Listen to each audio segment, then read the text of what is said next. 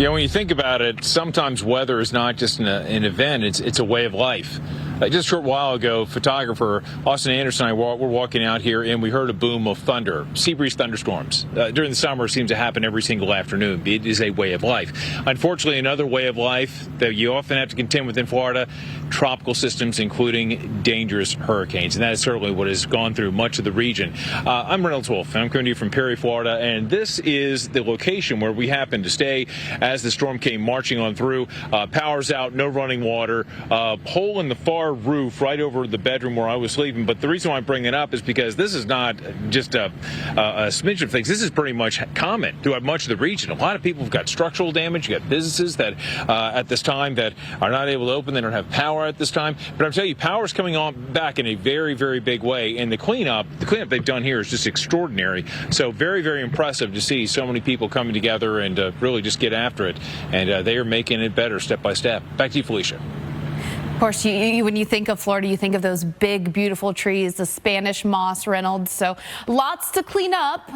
Very beautiful when you're not dealing with a tropical system moving through. So we'll keep checking back in with Reynolds, the progress they're making there. But we've got to talk about what could be impacting that progress, and that is the rain and the storms. It is the rainy season in Florida. So as Reynolds was just talking about, any given day, you could have that another thunderstorm moving through that's going to bring a halt to the cleanup efforts. So the rain that we've seen over the past 3 days, quite a bit. You can see our two bullseyes that really stick out here in the yellow and the orange. The yellow is indicative of 3 to 5 inches, 5 to 8 inches in the orange color, a large swath of 5 to 8 inches from the panhandle all the way up through southeast Georgia into the coastal Carolinas as well. So that's a lot of rain, over a lot of days, much less over 3 days, which we've seen. We've still got those storms really blowing up across the state. Now, the good news, if you're still doing cleanup in the Tampa Bay area around Tampa, those storms have pushed to the east of you. That westerly sea breeze really in strong control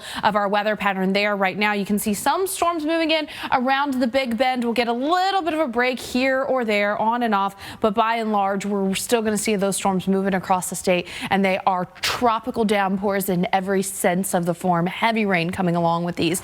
Now, where we're doing some of the serious cleanup here around the Big Bend, the west coast of Florida, you'll notice that we're getting some breaks on and off here or there. It's not a constant rainstorm, but again, Friday morning, we're starting out with some of that rain. Heavy rain and storms once again moving on to the west coast, marching their way east across the state all day Friday, pretty much adding more rain to some places where we really don't need it. And then some places where we do need it are getting some rain as well. You just don't want all the rain on top of the flooding as you're trying to clean up. So our flash flooding for tomorrow, South Georgia, much of the panhandle of Florida, down through central Florida as well, Cedar Key, Tampa, all included in that. A couple more inches possible. That's a broad brush forecast. Locally higher amounts certainly possible where you see some of those heavy thunderstorms setting up. You'll notice much of the state of Florida is fine in terms of drought, but we do have some of that severe drought down south of Tampa. We'll see what the latest flood monitor looks like once we get that out next week. And then you can see where we could really use some beneficial rain. That would be over toward portions of Texas and Louisiana, Mike.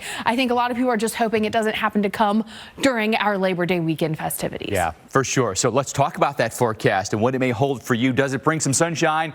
Maybe a trip to the pool or the lake or the beach for that one last summer hurrah. Well, let's show you the locations we'll be worried about. Tomorrow, it will include the Gulf Coast, in particular Florida. I know those of you recovering, that's not the forecast you want. Looks terrific. D.C. up toward Boston. Temperatures in the 70s in Boston to start the weekend. Not bad at all. A little bit of showery weather for us, courtesy of monsoon here through the Four Corners. That could include a place maybe like Yuma, Arizona. On Saturday, look at the heat build in the middle of the country in particular, but look at a place, say like Bismarck, North Dakota, 95 degrees, 91 in Chicago. More scattered showers here down along the Gulf Coast. Let's get you into Sunday now. Same thing. Notice the heat. Kansas City, 95, 93 in Denver. We'll do 94 degrees in Chicago. Starting to warm it up once again along the I-95 corridor in the Northeast, but it is dry. But it is definitely an opportunity for you to maybe dip your toes in the water here at the beaches. 94 degrees in Washington, D.C. We'll do 65 in Seattle now that the front has come through. It gets cooler for you. And a very pleasant 70 degrees with a mix of sun and clouds in Southern California. On Labor Day itself, Watch for a few showers here, the lower Mississippi River Valley. But look at Dallas, a scorcher, 101 degrees, bright sunshine. You are getting in the pool, no doubt about that. And a 95 in Chicago makes the lake very inviting. A 97 for us in Washington, D.C., one of our warmer days of the entire summer. You do 89 in Atlanta. Clearing out for you in Florida. Temperatures for you in a place like Orlando, about 89 degrees with a mix of sun and clouds. For Boston, that is a forecast that is terrific. What a way to end summer, right? 73 on Friday. Temperatures in the mid-80s for both Sunday and Labor Day itself.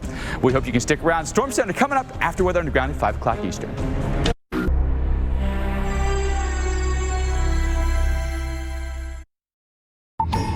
Well, Hurricane Idalia, the 8th major hurricane to make landfall in the continental U.S. in just the last 6 seasons. And the communities hit hard by Idalia, well, they're now in recovery mode. And we're going to bring you their stories right here on Weather Underground. Thanks for joining us. I'm Mike Bettis. And I'm Felicia Combs. Idalia, certainly an impressive storm, peaking as a Category 4 before weakening to a Cat 3 just before making landfall. You can see some of the images here from space. Just look at this monster of a storm, thank goodness for that eye wall replacement cycle right before landfall, but still seeing just what these storms can do. Yeah, what a view there from the International Space Station, no doubt. But our feet are firmly planted on the ground, and we know that those of you living in Florida, you've been hit hard, including here in Taylor County in the Big Bend. We took it on the chin. We had numerous feet of storm surge. We had very gusty winds here as well. The winds measured here in Florida in Perry, 85 miles per hour. So, of course, with winds like that and hours of it, you get power outages. The power outages that we've got going on right now up above 100,000. So that is something to keep in mind. It's going to be a little while before you start to see all of that power come back on. Yeah, it takes a little bit of time, unfortunately, we know that. But we're almost done with Idalia. You can see it's moving pretty quickly, and most of it's going to be out over the ocean here before you know it. There are those power outages. Florida leads the way with just under 100,000 without power, just under 80,000 in Georgia. However, those numbers have been coming down. That's encouraging. Yeah, it is very encouraging to see those numbers come down the way they have. Every time we've looked at our power outage tracker with the number of customers with the outages, those numbers have gone down. So shout out to the linemen, the line crews out there working hard to get that power restored. And we're still not done with the impacts of Idalia in terms of the actual storm, Mike. Just look at the way the Atlantic is churned up there in Virginia Beach. Yeah, you wouldn't want to be out there. There's no doubt about that. It'd be very dangerous to be in the water. We've got rip current danger for us right now. A lot of white caps out there, and look at the flags that are whipping in the wind. Still very gusty for us right now as those winds are coming onshore, and maybe at some point here they're going to parallel the shore. Nonetheless, it's not a great day to be at the water. You can see there's hardly anybody out there. There's just one person there walking on the boardwalk, and that's it. Now the rain's becoming, maybe a couple people, but the rain's becoming a little bit more sparse at this point, and most of it is about to go out over the ocean. We've got a little ways to go here, but light showers for us right now from the Hampton Roads area back down through, say, New Bern or Morehead City. 65 mile per hour winds, east movement at 20. It's moving pretty quickly, so it's going to go eastbound here, and actually may, for the better part of a week or so, meander out over the Atlantic, maybe hang out near Bermuda for a while, and even some modeling suggesting it may even turn back toward the U.S. Now, again, we'll see what happens with this. That's a ways off, but no worry at this point once it pushes its way eastbound here. May see some continued rip current danger for at least the next 24 hours or so, so watch that for your Labor Day weekend. But the rain should be exiting, and it is clear skies after this thing exits. There's the low. Boy, it looks so impressive on satellite, doesn't it? Big spiraling bands here. Look at all the different striations you've got in there. You can clearly see the center of circulation, and we've got the denser overcast back in here, but everything is on the trend eastbound at this point. If you look at the winds, very gusty still. Norfolk, we've got winds that are 21 gusting to 32, gusting to 30 in Kill Devil Hills, 18 gusting to 40 here at Hatteras, and in Beaufort it is a 24 gusting to 43 right now, so it stays breezy for the rest of the day. Here's Idalia's lifespan as it became a tropical storm, came northbound here in the Gulf of Mexico, really accelerated and also intensified. We had rapid intensification, eventually became a Category 4, then weakened ever so slightly before landfall here in Keaton Beach. Winds were officially at 125 at Keaton Beach, the first major hurricane to make landfall in the Bend in recorded history. There's, again, the strongest Bend landfall since 1896 and the 8th major to make landfall in the Gulf since 2017. It has been an incredible run of very intense hurricanes in the Gulf of Mexico in recent years, Felicia. It certainly has. And in case you missed what a major hurricane can do, check out what it looks like in Perry landfall, just north of where Idalia made landfall yesterday morning. Trees were coming down all over the place where Reynolds Wolf was going live. So I do want to bring in Reynolds. He is live in Perry right now. So Perry is about 20 miles, a little more than 20 miles north of Keaton Beach. So Keaton Beach is the shore area where Idalia actually made landfall, and then Reynolds and Perry, where we're seeing this video coming from, that is where you were staying, of course. So that means that you guys were stuck in those hurricane force winds for quite some time, and the cleanup that is having to take place afterwards looks like you were stuck in hurricane force winds for quite some time. Oh my gosh, it was. I'll tell you, the cleanup is almost a storm in its own right. I mean, it's just a monumental task. I mean, the hard work these guys are going to have to do, and they have been doing, has just been outstanding. This is like one of the first times we've seen that earth mover back there not moving. These guys have been working around the clock. It's just amazing, and this process has been repeated itself many times throughout much of the community and throughout the region. If we can show you this video that takes back to what happened early yesterday morning. I mean, it was just after daybreak. We went from some light rain to, I mean, just a absolute crush of wind and rain, and the noise is really the thing that just stays with me, the most haunting part of it at all. I mean, just the scream of the wind, and you would have just this almost like a respiration, like a breathing organism, an inhale and exhale. And as you have these strong winds hitting the uppermost branches of some of these trees, some of the trees farther back on the side of the property were up towards approaching 80 to 100 feet, and I mean, they just got absolutely clocked. When these trees would snap and break and fall, the sound of those, I mean, it would almost sound like a cannon shot going off, and the reverb, I mean, you can just feel it deep into your chest. And right now, again, a lot of that the debris has been picked up, moved in some of these big piles, and the reason why that's essential, now obviously this is a driveway, but you have a lot of roads, a lot of thoroughfares that were covered completely by a lot of debris. So for crews to get power back on, to get supplies from one part of the community to the other, that's step number one. You've got to clean up those thoroughfares. You've got to clean up those roads so that they can get the supplies and materials from one side to another. Now we're going to send it, I believe, to Jackie Jarris was down along the coast earlier, and Jackie has quite the story of the effect that they saw there at Horseshoe Beach. Jackie. It's a hot and steamy day here in Horseshoe Beach, and the skies are also threatening. Thunderstorms are in the forecast, and that could complicate matters as residents are trying to clean up here. Now, something else we're keeping an eye on, the canals here are beginning to fill up with water once again. High tide is approaching, and water level rises are expected to be about 1 to 3 feet. So we have coastal advisories that are in effect. In fact, take a look over my shoulder here. You can see this vehicle that was not submerged all the way earlier today. Now the entire flatbed is beginning to fill up with water. Notice that somebody has placed an American flag on top of that, a sign of hope. In fact, we're seeing a lot of these flags on some of the residences here. Now that is all storm surge damage that we're dealing with, right? The water rose up and it floated that vehicle, which then ultimately put it into that canal. But look at what's happened here. We have pieces of twisted metal. We have some trees that have been uprooted. That's the wind damage, and that seems to be few and far between here.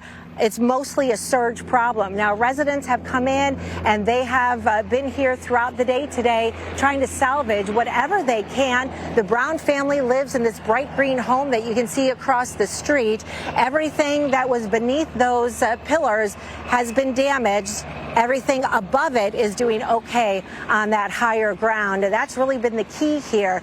Everyone in this community, except for one person that I'm told, did evacuate. And that was a life-saving measure because the storm surge was anywhere between 4 to as much as 6 feet, which was over my head. And that would not be survivable for anybody who is on a lower floor of their home. The governor did show up here today to show his support, and residents here say that they appreciate seeing that present along with the National Guard. That's it from Horseshoe Beach. We want to head on over to Paul Goodlow in Clearwater Beach. Paul? All right, thanks, Jackie. Back here in Clearwater Beach, I'm actually inside Captain Rob's home. We're showing you an outside earlier. I want to bring in Captain Rob and kind of talk about what is going on now that some of the water, not all, some of the water is out of your home. Again, thanks again, Captain Rob, for this is kind of a tough time. I mean, this is your home, not only your home, this is the home you grew up in. So take us back to yesterday. Did you ride the storm out here? Did you evacuate? Yes, I did evacuate. And as soon as they opened the bridge, I came right back here and then walked in. And as you can see, it's still water on the ground. This morning we ripped up all the carpets, got the dehumidifiers going, and then but the worst part of it is my grandma's artwork. You can see got destroyed. It's kind of ironic. This is a photo or a picture that she painted of a flood. So, but yeah, that's the toughest part. This is the home you grew up in? Yes, sir. Have you ever seen the water this high before? Hurricane Elena and no name storm. And was it as high or higher than it was? About the same. About the same? About the same. So you knew this was flooding. So what about, let's take it back to last year with Hurricane Ian. And at one point it was bullseye right here in the Yes, Tampa sir. area. Did you guys stay for that? No, we left. And then, as you know, it took that Right. quick right. But yeah, we left. And it would have been devastating to the whole Tampa Bay area if we would have took a direct hit. So this is one of the areas of North Beach that just historically has flooded and keeps flooding. I mean, we still have water in the street. Is that typical for this time? No, that's not typical. But Big you're storm. Scary stuff. You're in the process now of just trying to salvage everything you can, and then what happens? You have insurance, you talk to FEMA. Yes, sir. We're in the process of working with our insurance company right now, but the main thing is we got the carpets out and to stabilize the climate in the house. And that's why we have these going right now. We got a few of them in different rooms. We got the fans on, and we got the air conditioning running, and hopefully salvage whatever we can. So before you left, did you go around and bring and kind of raise things up off the ground just in case it flooded? Did you expect it to flood? I didn't really expect it was going to be this bad, unfortunately. We have the washer and dryer that are raised already because the garage is a little lower. But no, I wish I would have. Tried to raise more things up. So you left last year for Ian. You left now for this hurricane. If there's another hurricane next year, are you staying or are you going? No, I'm going. Always going. Always going. Because it's so unpredictable. You never know. Once it hits the Gulf, it could wobble like Governor DeSantis says. Either way, or west or east. We don't call you Captain Rob for nothing. I mean, you experienced out on the water, so you know what the ocean can bring. Yes, and I used to be a Florida Fish and Wildlife law enforcement officer, so I would respond to situations like this all the time. All right. Well, Captain Rob, thanks for your time. Yes, Wish you sir. the best of luck here. And there's no easy way around this, guys. It's these are the things you're worried about yourself and your safety. But then when that's secure, then you're worried about the things that bring us so many memories, things that your grandparents do or maybe your kids do. It's tough, but the important thing is Captain Rob is alive, is safe, and I do commend his attitude of, hey, evacuations, he's out of here because he knows the power of Mother Nature. Guys? Yeah, he did all the right things for sure. It doesn't lessen the sentimental loss that he has with the things that are in the home there for sure. Paul, thanks for the update. Appreciate that and the stories that you're telling us out there at the beaches. Obviously, we've had a devastating hit here in Florida, and I want to show you some before and after pictures that really helps illustrate the power of hurricanes and what they can do. So some vulnerable locations here in the Bend area of Florida, including Horseshoe Beach. This is what it looked like a day before we had the landfall, right? This is a beautiful little spot here out on a peninsula, but you can see that there are vulnerable structures. However, they are raised. See, everything's up on pylons here. This one, pilings, this one here, not. So you think about the water that comes in, the water's going to go underneath that and protect the structure that's elevated, right? But then you look at what happens when the storm comes in, everything goes underwater, right? So it's got to be elevated, and it's got to be very, very stable. So you generally want some concrete pilings here to keep your building from being eroded underneath, or maybe having the wood pilings taken out.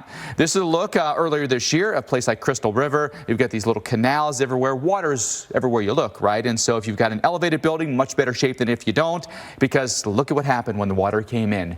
Everything went underwater. Very vulnerable coastline here. A lot of the Gulf Coast is, Felicia, but this place in particular, the Bend of Florida, just a catcher's mitt for that water. Oh, yeah, you got multiple factors working against you there in the Big Bend. Beautiful place to live, as everyone who lives there has been saying, but you got to plan for storms like this. And in fact, we're still planning for the rest of hurricane season, guys, because just look at how active this map is. This is not at all what you expect to see when you're talking about an El Nino year, but this is what we have. We've got Idalia, Franklin, Jose, a couple areas to watch, and Invest 94L that there's already great interest in as it's rolling off the coast of Africa. So what does this mean for you, for your planning? Where are we headed? Well, a lot to watch still. We've got Idalia pulling off the east coast, still creating hazardous beach conditions, winds at 65 miles an hour, moving east at 20, so really trying to pull away there. The forecast shows Idalia moving eastward, taking a little dip, kind of ending up around Bermuda as we head through the weekend,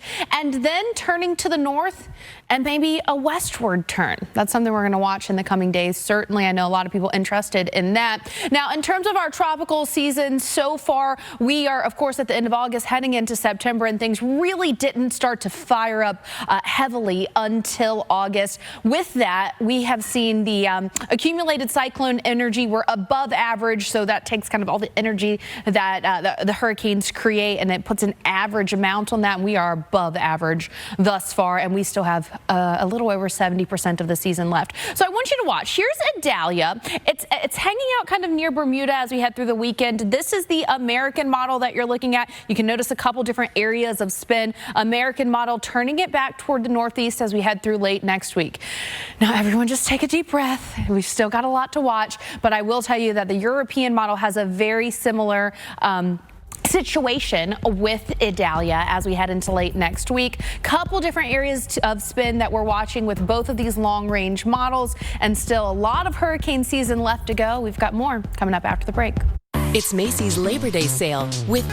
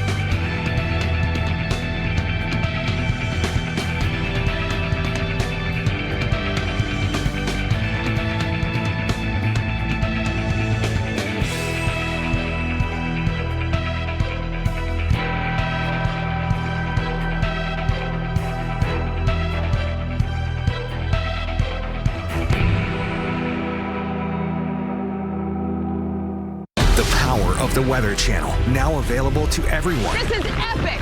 Trusted live coverage when it matters most is now yours to stream with the Weather Channel TV app, real-time radar, and maps that let you track all the action. Let's get into the detail. Personalization, customization, hundreds of hours of your favorite shows, and so much more. There's never been a better way for everyone to watch the Weather Channel. Available now on these platforms. Download now to start your free 7-day trial.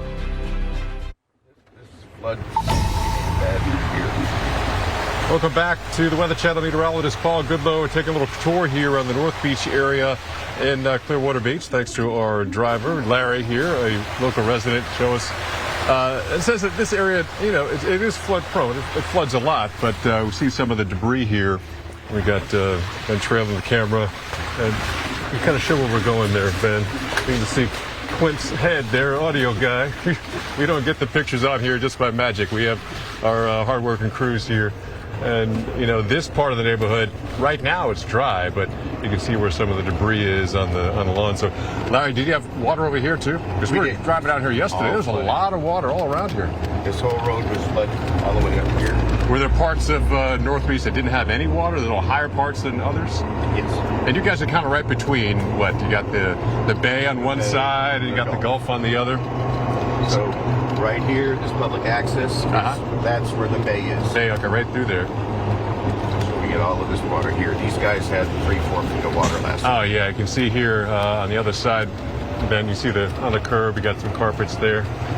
People are still clearing out. So, yeah, we're getting a tour of this area, and some of the homes fared better than others, but last year there was basically very little flooding from Hurricane Ian. This year with this hurricane, a lot more flooding, a lot more storm surge. Every single hurricane is different, bringing different impacts. Sat back in the studio now with Mike Bettis and Felicia Combs. Hey, Paul, are you getting, what kind of indication you're getting? Was it a lot of flooding near the water, or was it even inland? You know, can you give us kind of a geographical spread? How far you've seen impacts? So Larry, how wide is this island up here? It's about maybe a quarter mile? I don't know exactly. Yeah. We're talking, you know, it narrows. It narrows. So Mike, it was mostly, you know, Gulf flooding. No, you know, this side was from the bay. All so this came from the bay. So it started before the storm surge pushed the bay up into us. So this island is kind of orientated south to north to south. We got the bay on the east side. We got the Gulf on the west. So they had flooding from both sides. The bay started it with the winds kind of from the south and southeast before the center got close. Once the center got close and past us, the winds moved to the southwest. So then you got more of the other flooding from the Gulf. So they kind of got the double-edged side here, the double-edged sword from flooding on both sides, Mike. But it did start, it sounds like, from Larry, from the bay. In fact, if you look over to the left, you can see the bay here.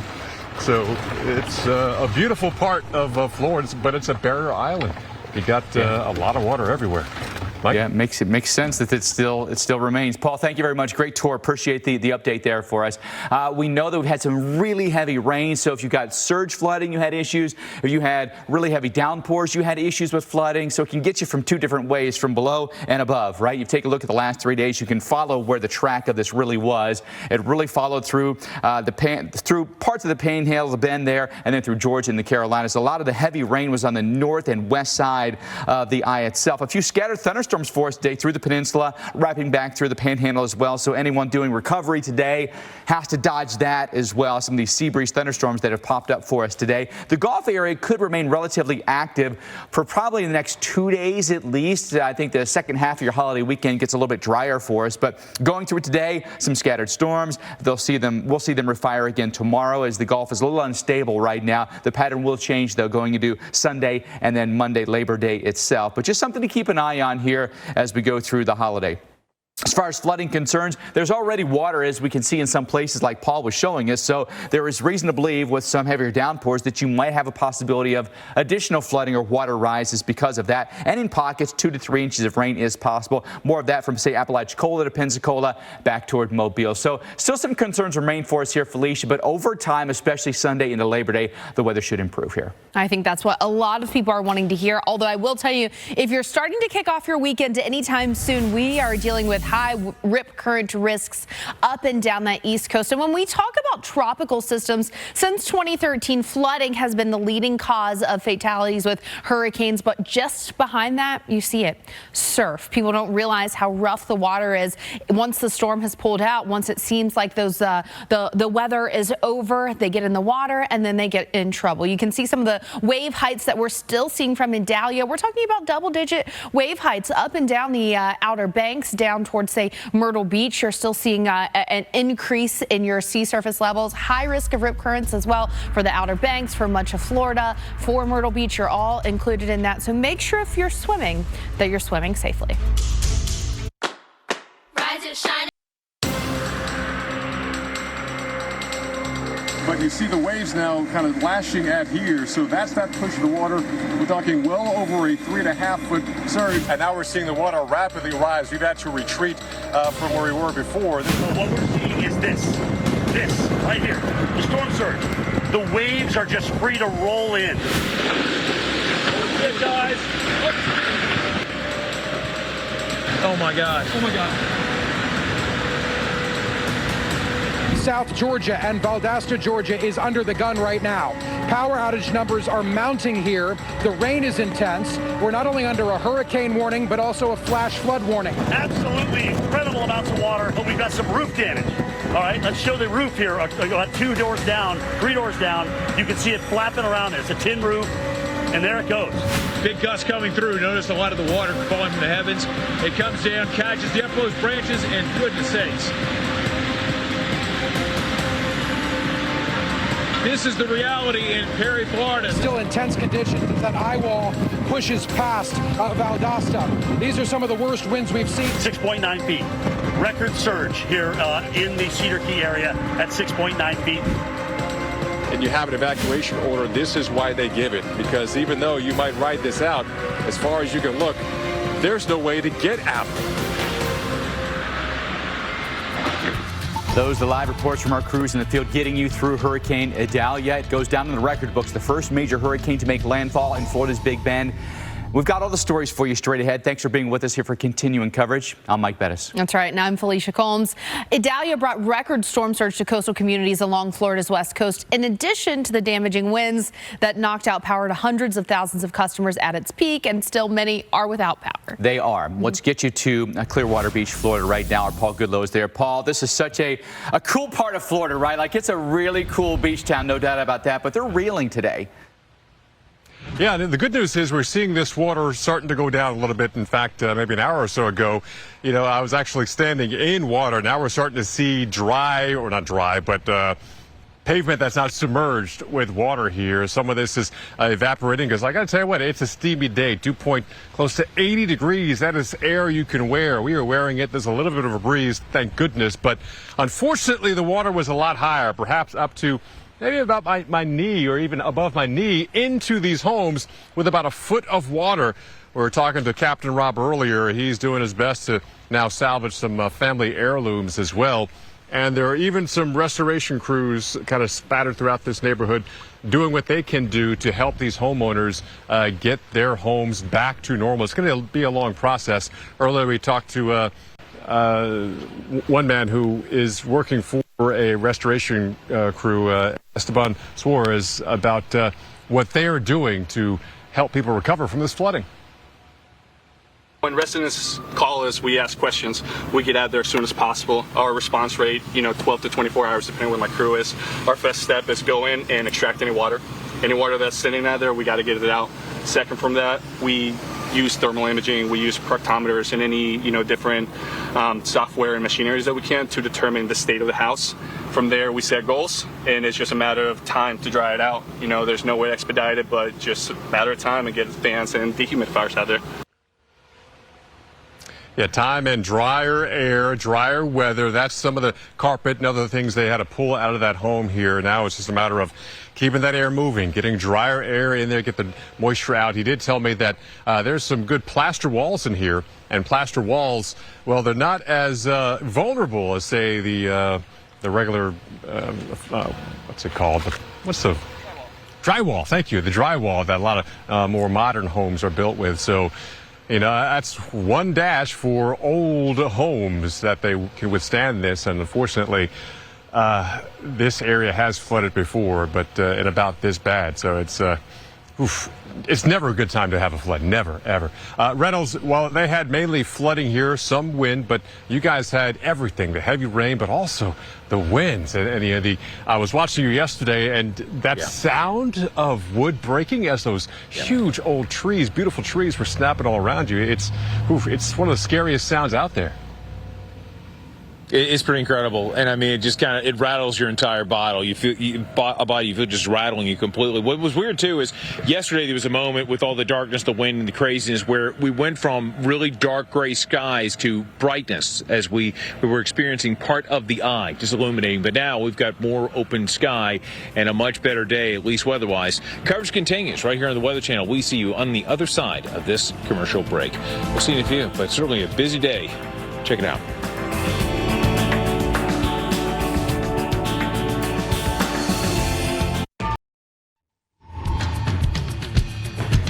Hurricane Idalia had flooded coastal communities from the Gulf Coast into the southeast as well. And here's a look at Isle of Palms in South Carolina. We had that onshore flow coming in from the Atlantic even, and it was an Idalia that made landfall in the Gulf of Mexico. So you can have all kinds of far-reaching impacts, especially if you look at the orientation of our coastlines, where these hurricanes track to. But that is the flooding in South Carolina.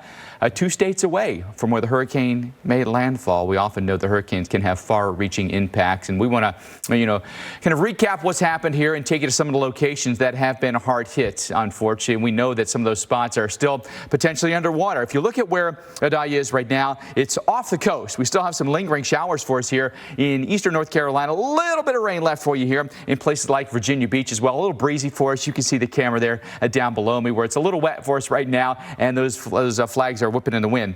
East movement at 20 miles an hour, so just a little bit more time and all the rain is gone. I think it stays breezy, though, for the remainder of the day. Low sits right about in there. Look at that beautiful counterclockwise flow. It's majestic on satellite. We certainly know what the systems like this can do, but for a lot of us that had to contend with this, drier times ahead, no doubt about that. Now, as mentioning, the winds still very gusty for us. Norfolk 21 gusting to 32, and Kill Devil Hills gusting to 30. In a place like Hatteras, 18 gusting to 40 right now, and gusting to 35 in Beaufort, North Carolina.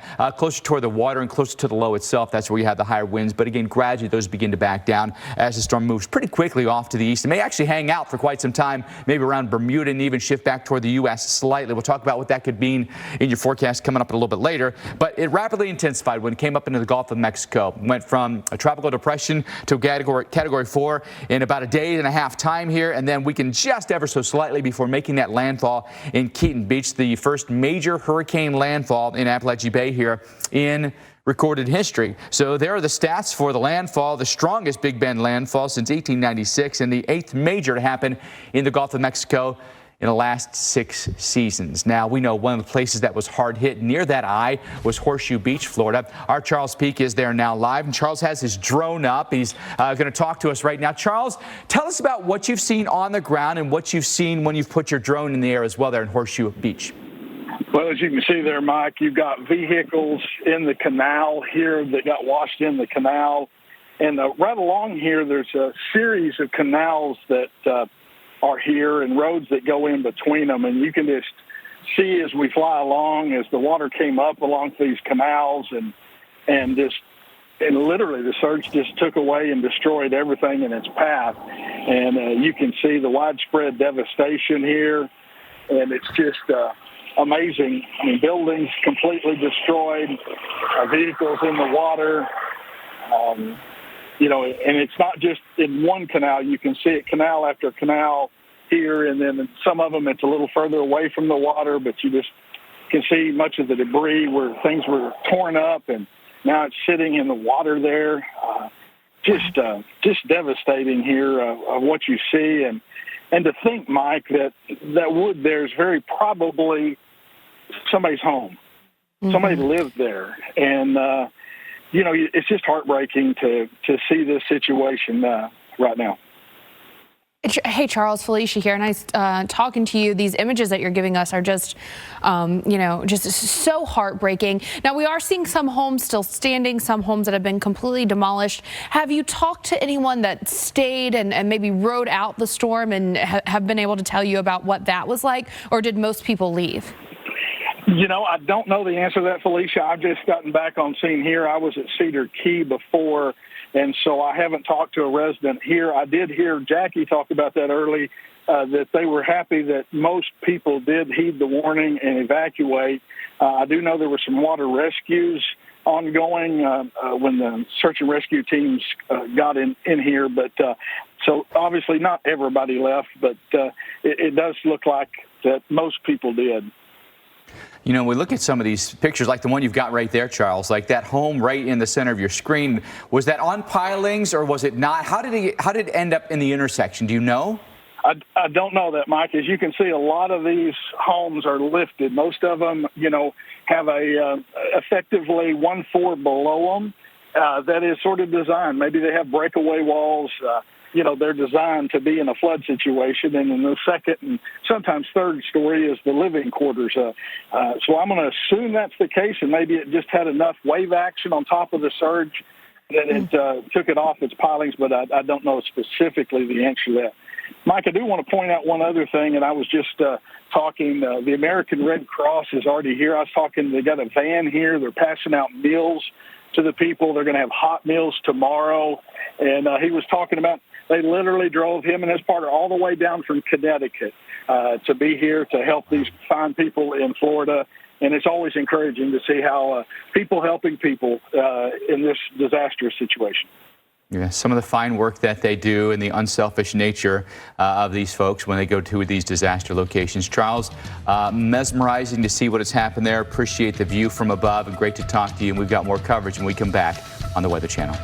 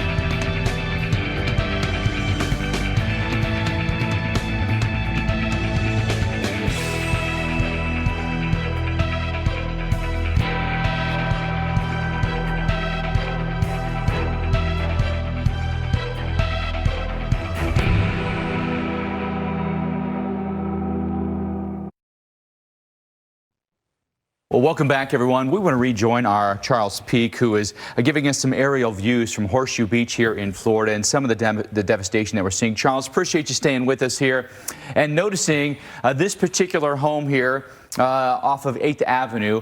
Homes that were truly just shoved by the water. Really goes to show you how strong storm surge can be. Yeah, Mike, I think this one's going to be on 7th Avenue. I'm not sure what this other cross street is, but we were talking about where it was.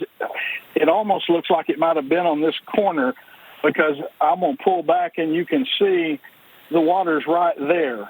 So you would surmise that it was the surge bringing it back in the direction of my drone right now. So it probably was sitting on that corner if my logic is holding true. Yeah, Charles, we're looking at this with you and we're trying to figure it out because we were like, where did that come from? But it just goes to show you, what the water can do. If I'm seeing this correctly, and this did come from right there from the other debris that we're seeing, that would mean it came off the stilts maybe, which I can't even imagine how terrifying that would be. But it does look like a lot of the homes that are up on stilts are fine, at least from the, a just looking standpoint. Yeah, Felicia, it looks like a lot of them, the water came about 6 or 7 foot in this area, it looks like to me. I do see some homes at home I'm looking at. I'm going to pull back over here and see if we can show it, that, looks to be like it was on the ground and you can see it's got substantial damage. It wasn't, you can see here some of the American Red Cross. Yeah. But I'm coming over here, see if I can. Charles, what's your general feel for how much surge damage this area saw? They also had some pretty high winds. Can you make any discernible difference between what's wind damage, what might be water damage? Mike, I was in Perry, when this, the eyewall, now granted that's about 20 miles in, so it weakened a little more by the time it got there.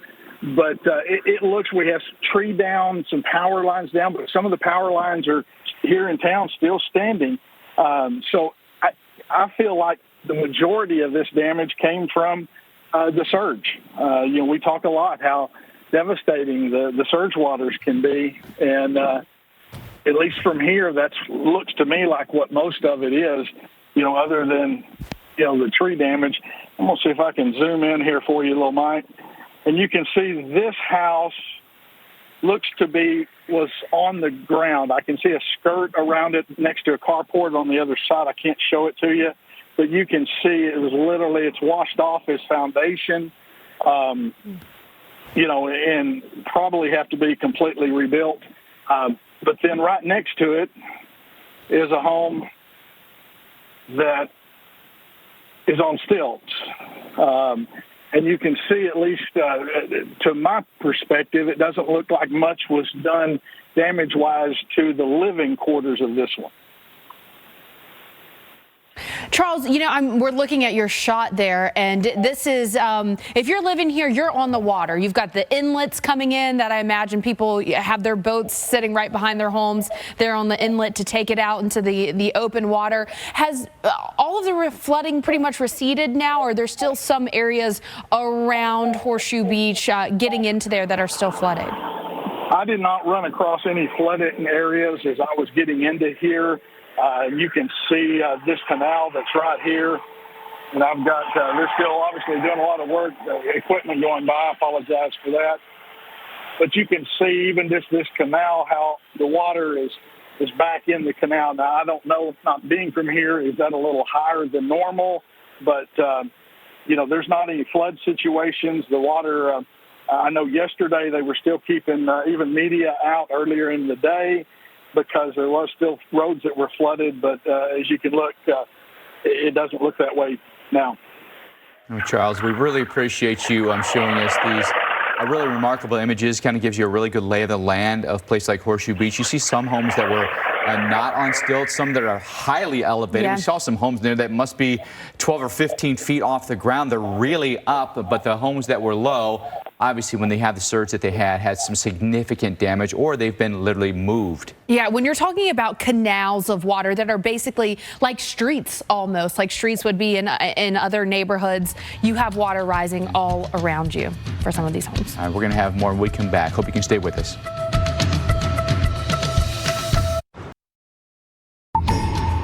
Hurricane Idalia, the 8th major hurricane to make landfall in the U.S. in just the last 6 seasons, as communities now hit by that hurricane are in recovery mode. And we appreciate you staying with us here on Weather Underground. I'm Mike Bettis. And I'm Felicia Combs. Of course, Idalia was an impressive storm when you're talking meteorologically, peaking as a Category 4 storm before weakening to a Cat 3 just before landfall. You can see some of the images here. Just an absolutely monstrous storm, Mike. It was. The view from the International Space Station really puts it in perspective when you place a storm like that on the globe. But we certainly know that those of you that had to live underneath that and in reality on the ground, it's a completely different story. Mesmerizing from above and then tragic below. The high water, but we took it on the chin here. This is in Taylor County, Florida. A lot of flooding here from storm surge, heavy rainfall as well. The winds in Perry clocked at 85 miles per hour.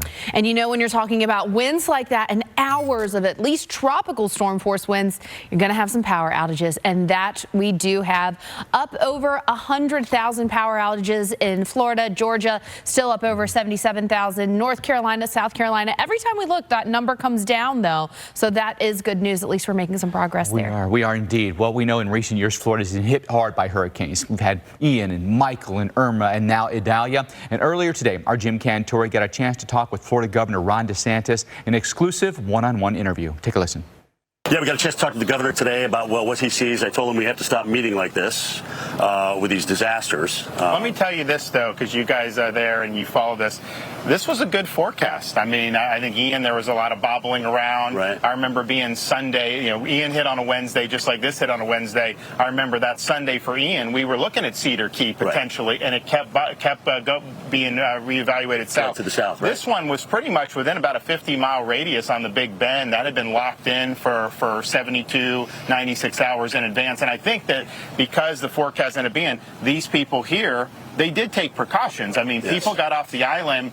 We were not getting the frantic 911 calls like we got with Hurricane Ian. Obviously, Ian was a Cat 5, but I think people did heed the warnings, and I think part of it was because that forecast showed that it was going to be in this area, and it ended up coming there.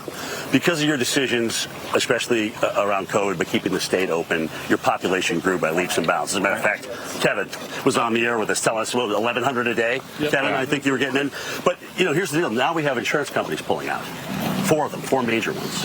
Actually, we just did a bunch of reforms. So we have 4 new companies that have come into the market. They're getting hundreds of thousands of policies. We got a 5th company that's on deck that is going to come into the market very soon. And then I think when this hurricane season comes over, I think you're going to see more capital. You know, part of it is that we're in a period of significant inflation, so it costs more to repair a roof. We had one of the costliest storms in history with Ian, which is not good for the market, of course. Yeah. But then Florida had a system where it was trying to generate a lot of litigation, which it raises the cost. And so we were accounting for almost 80% of all nationwide litigation with only 8% of the claims. So we fixed that. Our market now is more reflective of how other states do it. That's why those 4 companies have come in, and that's why we have another one. And I think when this season's over, I think you're going to see more capital come as well. Is that what trickled down to Citizens as well? You know, so what they're doing, so when you have new companies come in, they actually take the policies out of Citizens. So we're depopulating, because Citizens is insolvent. They've had Citizens for decades. If we really got hit in a place that had heavy Citizens, it would not have enough money. So the more depopulation of Citizens, you have stronger private market, but ultimately we want as many companies as possible so people have choices. Governor, instead of just kind of putting stuff back together, wouldn't you like to be the guy who leads in, let's build back better? Let's not put up the same structures. I mean, you just go along the street here where we're at. Well, I think that has been the case of what's happened. So, you remember Hurricane Ian, obviously a very damaging storm, but you saw the stuff that had happened since Charlie that had been rebuilt. That did much better. In fact, some of it withstood it very well with that. And that so you're saying that we are building back better? I think they are. Yeah, when we come into this. If you look at the building codes, and even I remember Hurricane Michael, which you saw, that was more like a tornado going through. Right. I mean, older construction would be totally obliterated. Right next to it, new construction. It held. So we know what works. We know what works. And you know what? We know what we're watching in the weather, too. And this area here, I mean, 1896 was the last time a storm did this track and impacted the Big Bend. It was almost the exact same storm, 125 mile an hour on impact. Yeah, we set record surge here, so it was even higher. So they had, they've had a long time where they have not done a direct hit, whereas I think a place like Southwest Florida, they've been hit. And so when they do build back, they build back with an eye to say, let's do. And then in the state of Florida, we've put a lot of grant money in place for some of the public infrastructure so that that's hardened and so that that can withstand some of these storms. We've had 8 major hurricanes come into the Gulf, several in your state, as you know, that you've had to deal with since 2017 alone. And you're talking about Category 3, with big surge, big wind into the Gulf of Mexico here. $200 billion is what it's cost your state. All right, I'm going to make sure, $200 billion. What can we do about that? Well, look, I mean, we've handled, that's a lot of money. Hurricane Irma was kind of a nasty one because it just dragged throughout so much of the state. So it did some catastrophic, but it did a lot of more modest damage, which added up when it goes across. Michael was much more contained, but anything in that pathway got leveled, and I mean that was a really difficult thing. And then I think Ian was, almost at the level of a Michael in terms of when it made the impact, but then it cut across all the middle of the state all the way out, and so that just. The point is we're getting more of them, and it's almost like every year you're having to deal with this. Well, I think it'd be interesting though. Like I think you guys look back, look from 1900, 1960. We had stretches in Florida where we got battered a lot, and in fact the strongest. Yeah, but we didn't have 1,100 people coming in a day. Well, no, I get it. But the strongest hurricane that we've had is still going back in the 20s, the Labor Day hurricane. We've never had one to match that. So that's just part of it. I think people get that when they come here. You live in California, you could have an earthquake. You live some other place. Here, tropical events are things that are threatened. Right? All these disasters. Yeah. I mean, if you go back and look at the billion-dollar disasters that we've had just in this country, the line is starting to trend up. And I'm talking about trends here. And whether that be 20-year, 30-year, we're seeing trends. Well, I'd things also say, up. Well, I wanted to ask you, what would a President DeSantis do to better protect the nation against these billion-dollar disasters? Well, I think similar to what we've done in Florida. I mean, I think if you look at how we handle these things, we have the most rapid, effective response anywhere in the country. And it's because we plan for it. We put a lot of emphasis on it, and we're willing to dedicate resources to doing that. That means, you mitigate loss of life, and you're able to get people back on their feet quicker. That is a huge thing. I mean, Southwest Florida, for as bad as Ian was, within a couple weeks, because the power was on everything, people are buying homes there, and like Cape Coral, they're putting money in, and there's still a lot more that needs to be done there. But I think we've had a good approach to be able to have an overwhelming response to these things. So you guys are a well-oiled machine, and I've always talked about that. But what would you do as President DeSantis for the whole nation? Because it's not as easy in all these states. I think it's a similar approach, but you also have to respect, and you know this from covering it, these are locally executed responses, state managed, and then federally supported. So you would take some of what you're doing in Florida and move it to other states? Well, yeah, but what we would do is understand the appropriate role of the federal government is not to overrule a local official on some of those.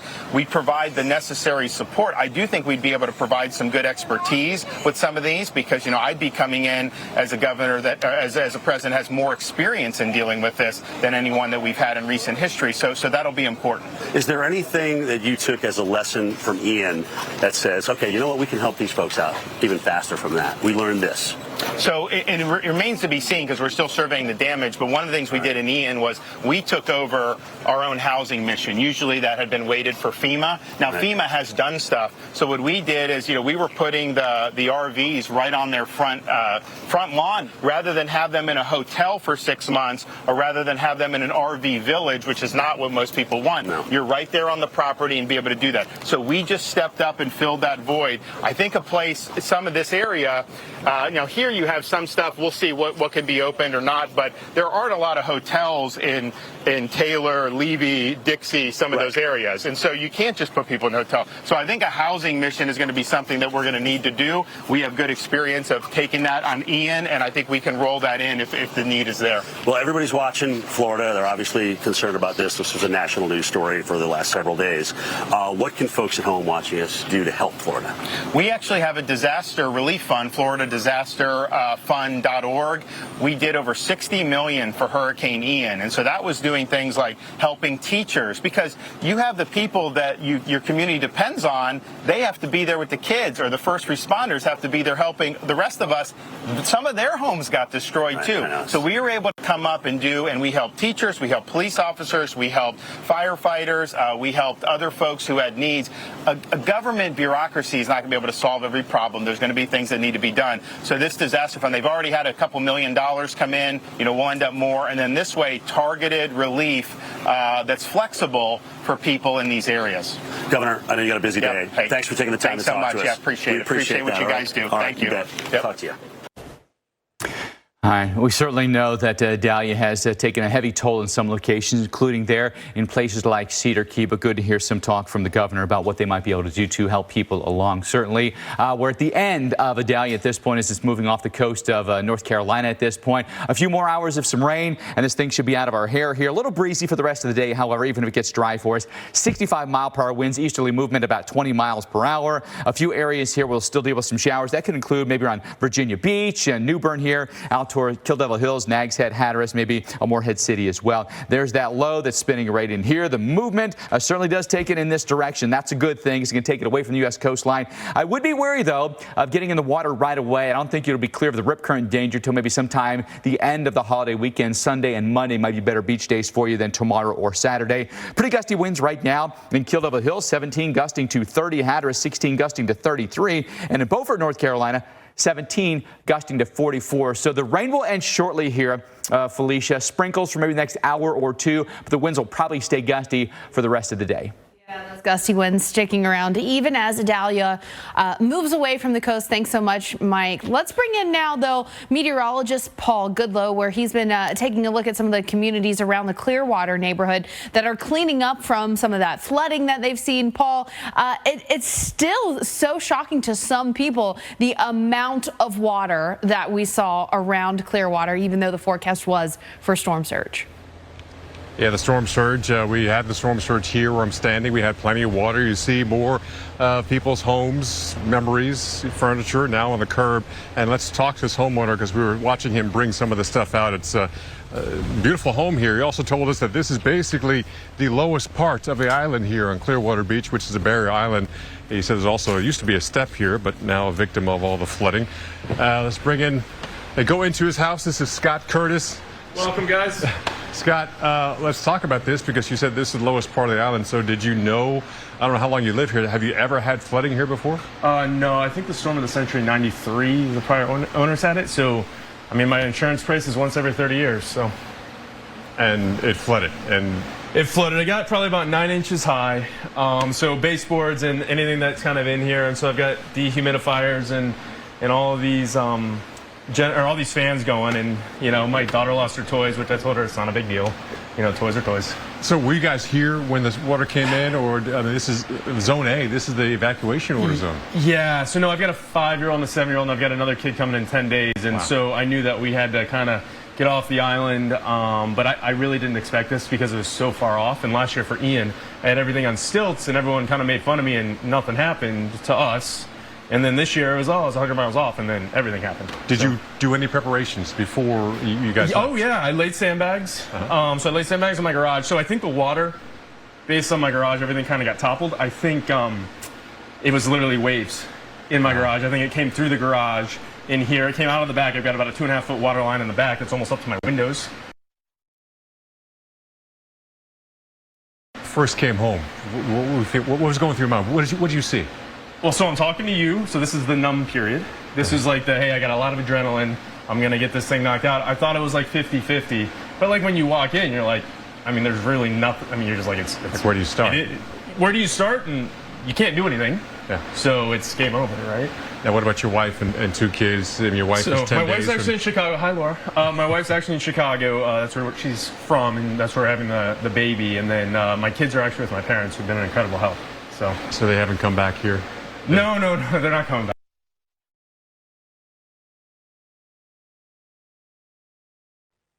All right, sometimes you have some technical difficulties, but you can see the story that he's telling there in Clearwater Beach. And we're not done with hurricane season by any means. We're far from it. The tropics still very, very active.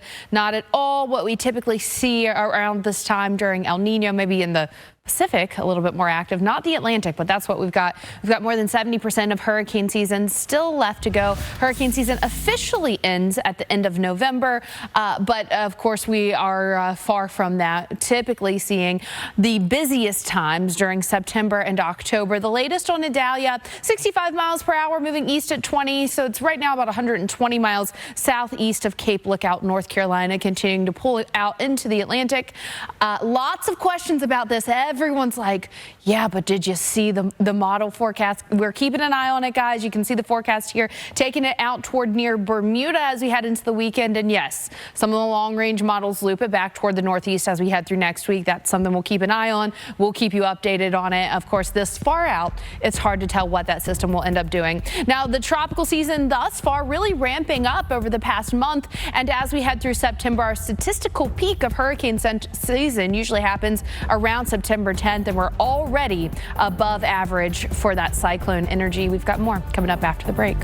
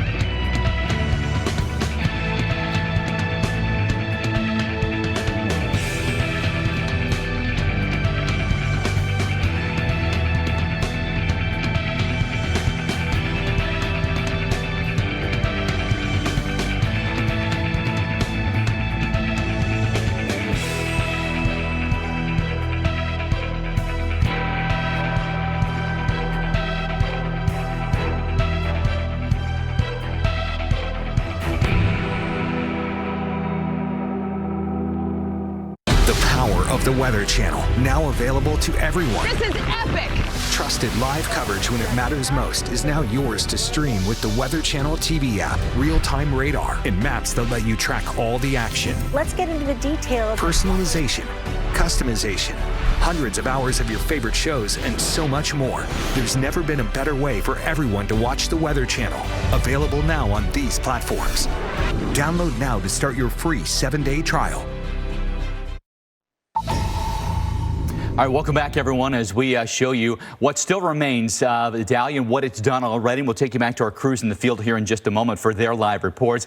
Heavy rain has plagued us here across Florida, where the landfall location was right in here. All the heavy rain along that eye and then north of it, pushing through Georgia and then the Carolinas as well. Some pretty good wind that came along with that as well, and so power outages have been an issue for sure. Today for recovery, unfortunately, it's been quite a few thunderstorms, especially through the peninsula, then back around through the Panhandle as well. So that's something we've been dodging today, unfortunately. Some storms outside of Tampa, some storms that have hit us here between, say, Cedar Key, then up toward Tallahassee as well. Still trying to put the power back on in some of these locations. As far as the high-resolution future radar goes, I think the sea breezes died down a little bit for us tonight. We'll see the storms relax a little bit. They'll refire again tomorrow. And probably for the next 2 days, still watching for some scattered storms down along the Gulf Coast. Getting drier, though, as we head through the rest of your Labor Day weekend. Just keep in mind those storms could be there, and some storms that could be heavy-duty Saturday morning in places like New Orleans. We'll talk more about the forecast coming up, but let's head back toward Clearwater Beach in Florida, where meteorologist Paul Goodlow is. Paul, still some remaining water in quite a few locations. How are residents doing? Well, you know, some are doing better than others. We've been talking to Scott Curtis. We're going to continue this conversation we had earlier before you guys lost our signal. And Scott, you're actually born and raised in Clearwater. So talk about some of the hurricanes you've been through before this one. Yeah, so nothing ever really hit Clearwater directly, but growing up, in my mind, it's always Hurricane Andrew. Hurricane Elena was when I was really young, about 5 years old, and then Hurricane Hugo. And so, like, I have a healthy respect, and that's why Ian last year scared me to death. Yeah, you did a lot of preparation for Ian and, like, bringing things up off of the flood zone. But this year, you're kind of caught off guard a little bit by the water coming in your house. I was. I'm not going to lie about that. I would say I thought it was less than 5% chance, and it was 8 inches. It was a game of inches, and I'm not thrilled about being on the wrong side of that one. You know, I guess luckily you were one of the lucky ones who got to renew your insurance, your homeowner's insurance policy. And you know, lately it's been maybe, you know, a very tenuous situation with homeowners and insurance.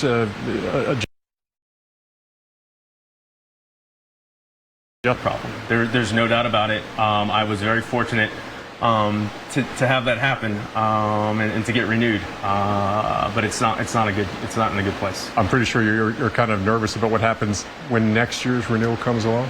I am, but I'm going to deal with that. I think when I get there, I don't know, right? I think we're at a breaking point.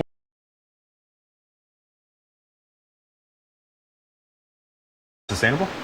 Now, your family, you know, your wife is 10 days from adding a third child to your family. I mean, this has got to be a huge inconvenience. Your kid lost her their toys. You also have school, you know. It's clearly, you know, they don't have a home on the island anymore. Yeah, no, we don't have a home on the island. My parents are on the mainland where I grew up, and my kids are there. My parents have been a wonderful help. My kids are great, and this is, as I was saying to you earlier, it's nuisance water. It's expensive water, but, you know, the people in the Panhandle, the people on the Bend, like, they're the real story of this. It's not 9 inches of water in my house in Clearwater Beach. Like, that's not the story. So where do you go from here? You know, do you do anything, or do you you're just slowly wandering around? You mentioned earlier you're still kind of numb at this point. Yeah, I'm numb. And I think when I get numb and I get nervous, I get manic. I don't get depressed.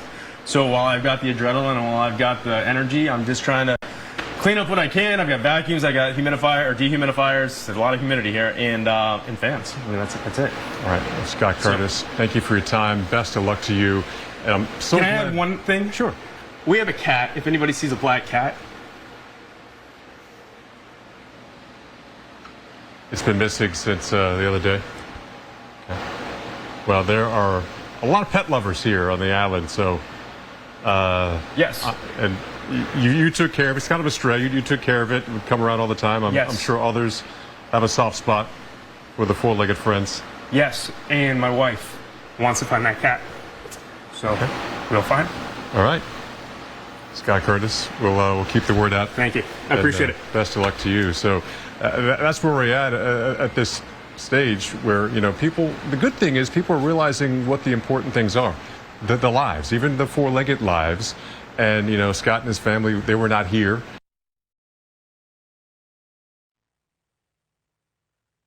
Yeah, having some trouble with that signal there. But, you know, I think that underscores the situation that people are in. You're talking about moving family, what you're going to do next. And, of course, not just the two-legged family members, but the four-legged family members that people are hoping they can find. We're going to have much, much more the coverage of the recovery from Idalia, but also looking forward to what's happening with the tropics and what you can expect for your Labor Day weekend. Stick with us here on Weather Underground. But you see the waves now kind of lashing at here, so that's that push of the water. We're talking well over a 3.5-foot surge. And now we're seeing the water rapidly rise. We've had to retreat from where we were before. So what we're seeing is this right here, the storm surge. The waves are just free to roll in. Hey guys. Oh my God. Oh my God. South Georgia and Valdosta, Georgia is under the gun right now. Power outage numbers are mounting here. The rain is intense. We're not only under a hurricane warning, but also a flash flood warning. Absolutely incredible amounts of water, but we've got some roof damage. All right, let's show the roof here. About 2 doors down, 3 doors down. You can see it flapping around. It's a tin roof, and there it goes. Big gust coming through. Notice a lot of the water falling from the heavens. It comes down, catches the upmost branches, and goodness sakes. This is the reality in Perry, Florida. Still intense conditions as that eye wall pushes past Valdosta. These are some of the worst winds we've seen. 6.9 feet. Record surge here in the Cedar Key area at 6.9 feet. And you have an evacuation order. This is why they give it, because even though you might ride this out, as far as you can look, there's no way to get out. Well, Hurricane Idalia and the sights and sounds from our crews as the storm made landfall yesterday. The first to make landfall in Florida's Big Bend as a major hurricane. We have continuing coverage for you. Welcome in. I'm Mike Pettis. And I'm Felicia Combs. Now, Idalia brought record storm surge to coastal communities along Florida's west coast, in addition to the damaging winds that knocked out power to hundreds of thousands of customers at its peak, and still hundreds of thousands of customers without power right now. One of the places that really experienced those winds, that was Perry, Florida. Yeah, Reynolds Wolf is there. And, you know, a day later, Reynolds, give us a lay of the land. How is it? How are the people there doing? It's interesting. They have a very business-like approach to it. A lot of the people that live in Perry have lived here for a very, very long time. So you have generations that have dealt with all kinds of crazy weather that can occur in parts of Florida, and certainly in the Big Bend area. We actually began our story on the coverage of actually in Crystal River, and came up here less than 36 hours ago. And this is where we ended up. This was our fortress. We had stayed in this home, and we lost power early yesterday morning, right at daybreak. Everything was quiet, light to moderate showers, and then all hell broke loose. We had all kinds of incredible tree damage. The noise was deafening. I got to tell you, though, these trees, it was very hard to see the sky before we had, of course, the hurricane that came through and we experienced the eye wall. But now you can see a bit more sky. No question about it. Something else you're seeing are also some of the trees that fell victim to them, or rather what's left of them. You'll notice that we've got several large stumps here or there from some of the pines. Let's see, a fairly large oak right there that snapped. That's one of the ones we heard. You see it almost in the stream bed right there. But the damage is just, again, incomprehensible. The sound was just insane. But what's ironic enough, step over here for a second if you don't mind, Austin.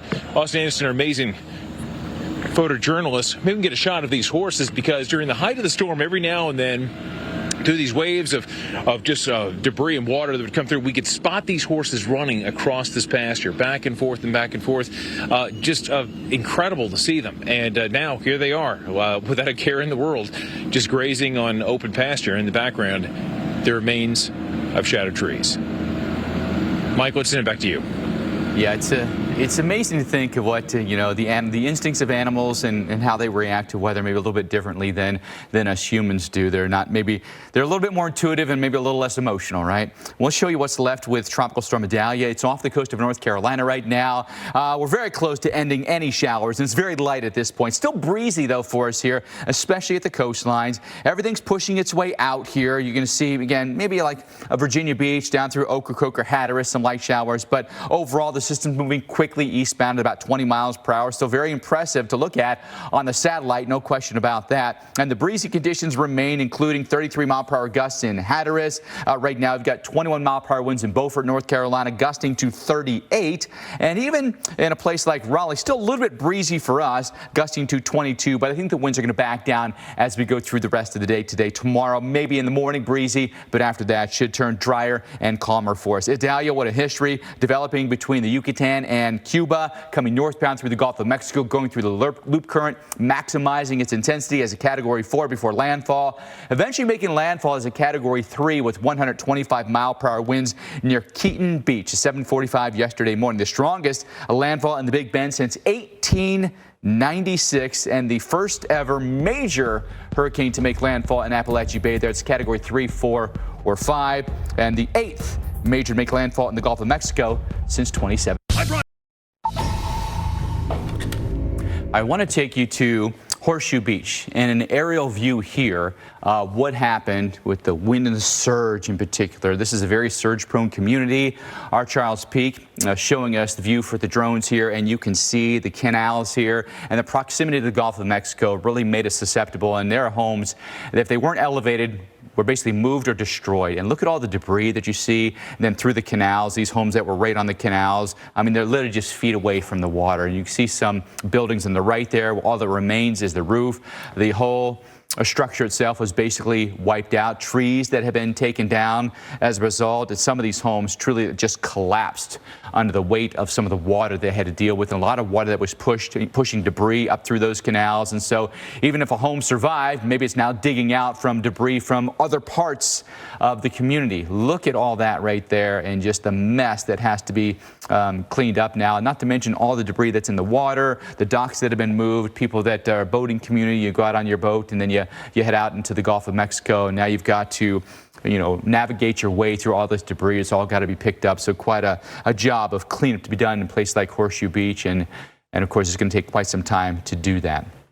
Idalia, an impressive storm, no doubt about that, coming on shore yesterday morning as a Category 3 hurricane. Now a tropical storm that's off the coast of North Carolina with 65-mile-per-hour winds. The rain is about to end for us here. The easterly movement at 20 miles per hour will continue to take it away from North Carolina's shores here. The rain's probably ending totally within the next 2 hours. The winds still might remain gusty here for the rest of the day. On the satellite picture, boy, it really does tell a picture, doesn't it? The low spins right in there. That's where that center of circulation is, that counterclockwise flow with a heavier shield of clouds off to the west, and then the striation bands there off to the east. Pushing its way eastbound, though, I think is good for just about everyone here. You can see where the winds are right now, pushing offshore in Beaufort, offshore in Hatteras, but still gusty. Onshore flow force in the Outer Banks, and so you're going to have a lot of whitecaps out there and a rip current danger that will remain elevated today and likely again tomorrow before it subsides going into the weekend. They're going to look at the track of it as it came through the Gulf of Mexico. Really warm sea surface temperatures here that just added to the fuel for this. Coming into Keaton Beach is a Category 3, 7:45 yesterday morning. The strongest landfall that we've had in the Big Bend since 1896, and the first ever Category 3, 4, or 5 to hit us in that part of Florida. 8th Gulf of Mexico major hurricane, by the way, since 2017. We've had so many in recent years. And we certainly know the residents that survived the storm in places like Cedar Key have a lot of damage to clean up. They show us that damage and tell us what it was like in their own words.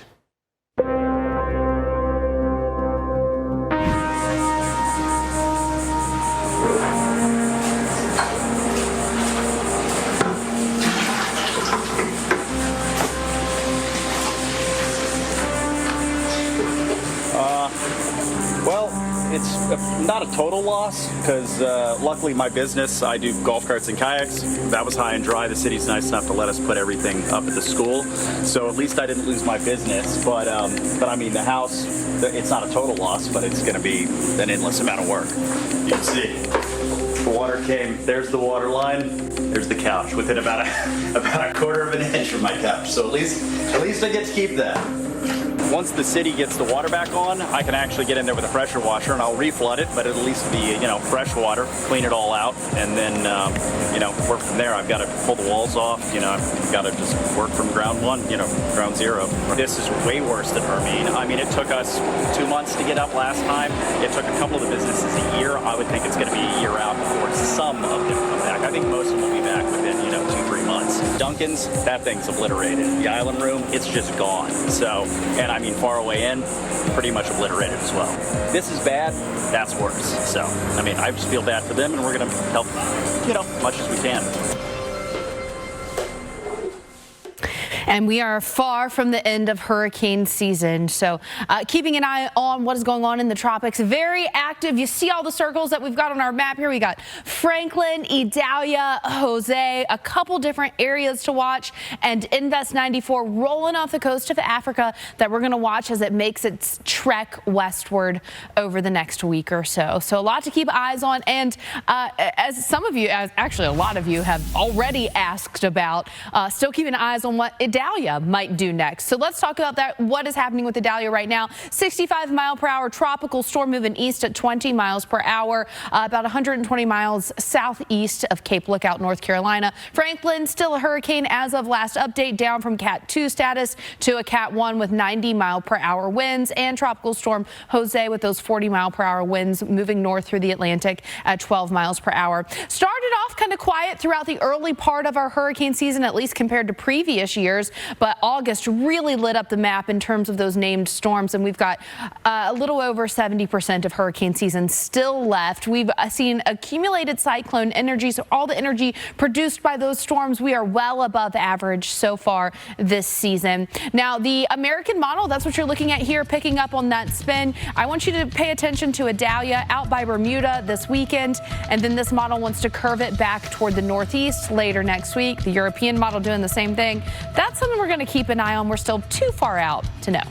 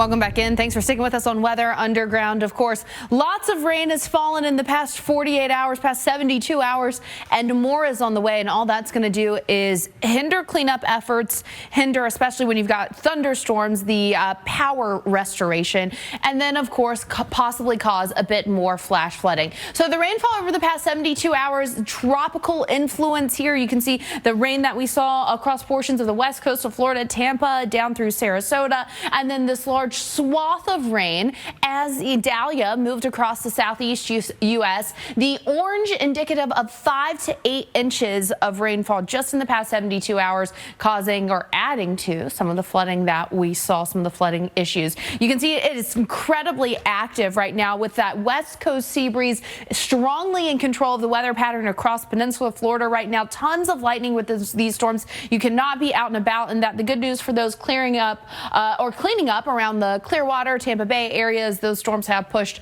a bit farther westward now. Around the Big Bend, though, you've got those storms bubbling up. 'Tis the rainy season in Florida, so you do expect this, but when you're trying to clean up from the aftermath of a hurricane, this is the last thing you want to be dealing with. So let's take a look at future radar. You'll notice that we continue to see that action overnight into early Friday, especially around the Big Bend. I know that's not at all what you guys need. Don't need any more rain across portions of North Florida or South Georgia Georgia either, where we were dealing with some of that flooding from Idalia as it moved through Friday evening. Look at this line of storms just marching across the state. The good news is, though, they're around, say, Horseshoe Beach. You're going to have some breaks in this, maybe for a brief moment, at least after some of this rain. You'll get a little reprieve from the heat. Then, of course, right back to feeling like a sauna. So you'll have to keep dodging those storms.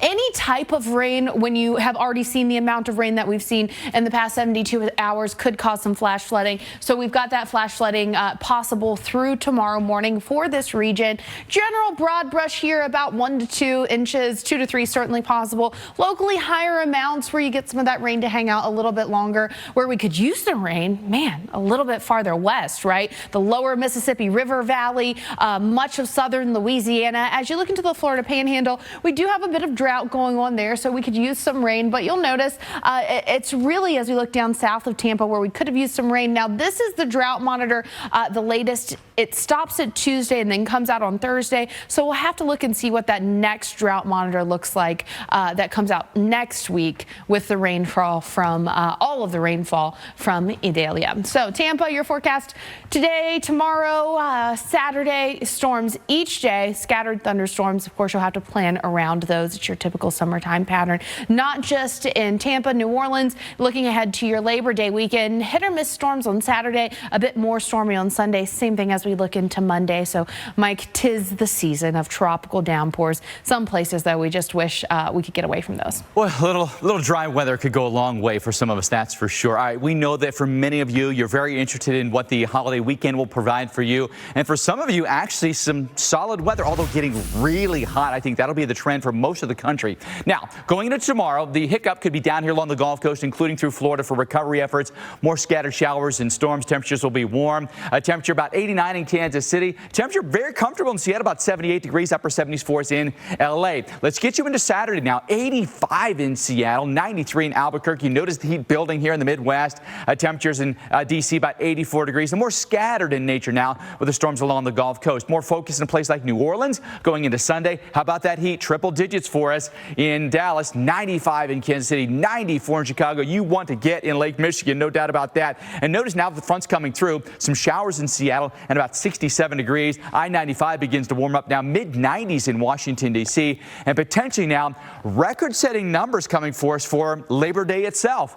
98 degrees for us in Washington, D.C. It'll be one of the warmer days we've had all summer long. 85 in Boston, another 95 degree for you in Chicago. So it is a pool day for you. There's no doubt about that. And maybe some opportunities for you to play a little volleyball there and then hop into Lake Michigan. 93 in Kansas City. We'll do triple digits once again in Dallas. It looks like in Florida, fingers crossed here, looks pretty good. Should be dry for us here. Water parks will be slamming. Temperatures here close to 90 degrees. Really comfortable day for you in Los Angeles. Enjoy your Labor Day here. About 71 degrees for you. And Seattle, now we're drier, but again, the temperatures have pulled back for us, about 69. The one area to watch for severe weather can actually be in the Intermountain West. In Denver, will be about 89 degrees with some evening thunderstorms that roll in. Maybe spending a weekend up at Coeur d'Alene, at the lake here, or maybe at Flathead Lake in Montana. Heads up, you could have some storms that roll in for you. Hot, though, in Bismarck, temperature right around 90 degrees. We hope you can stick around. More live coverage coming up at the top of the hour. The Storm Center.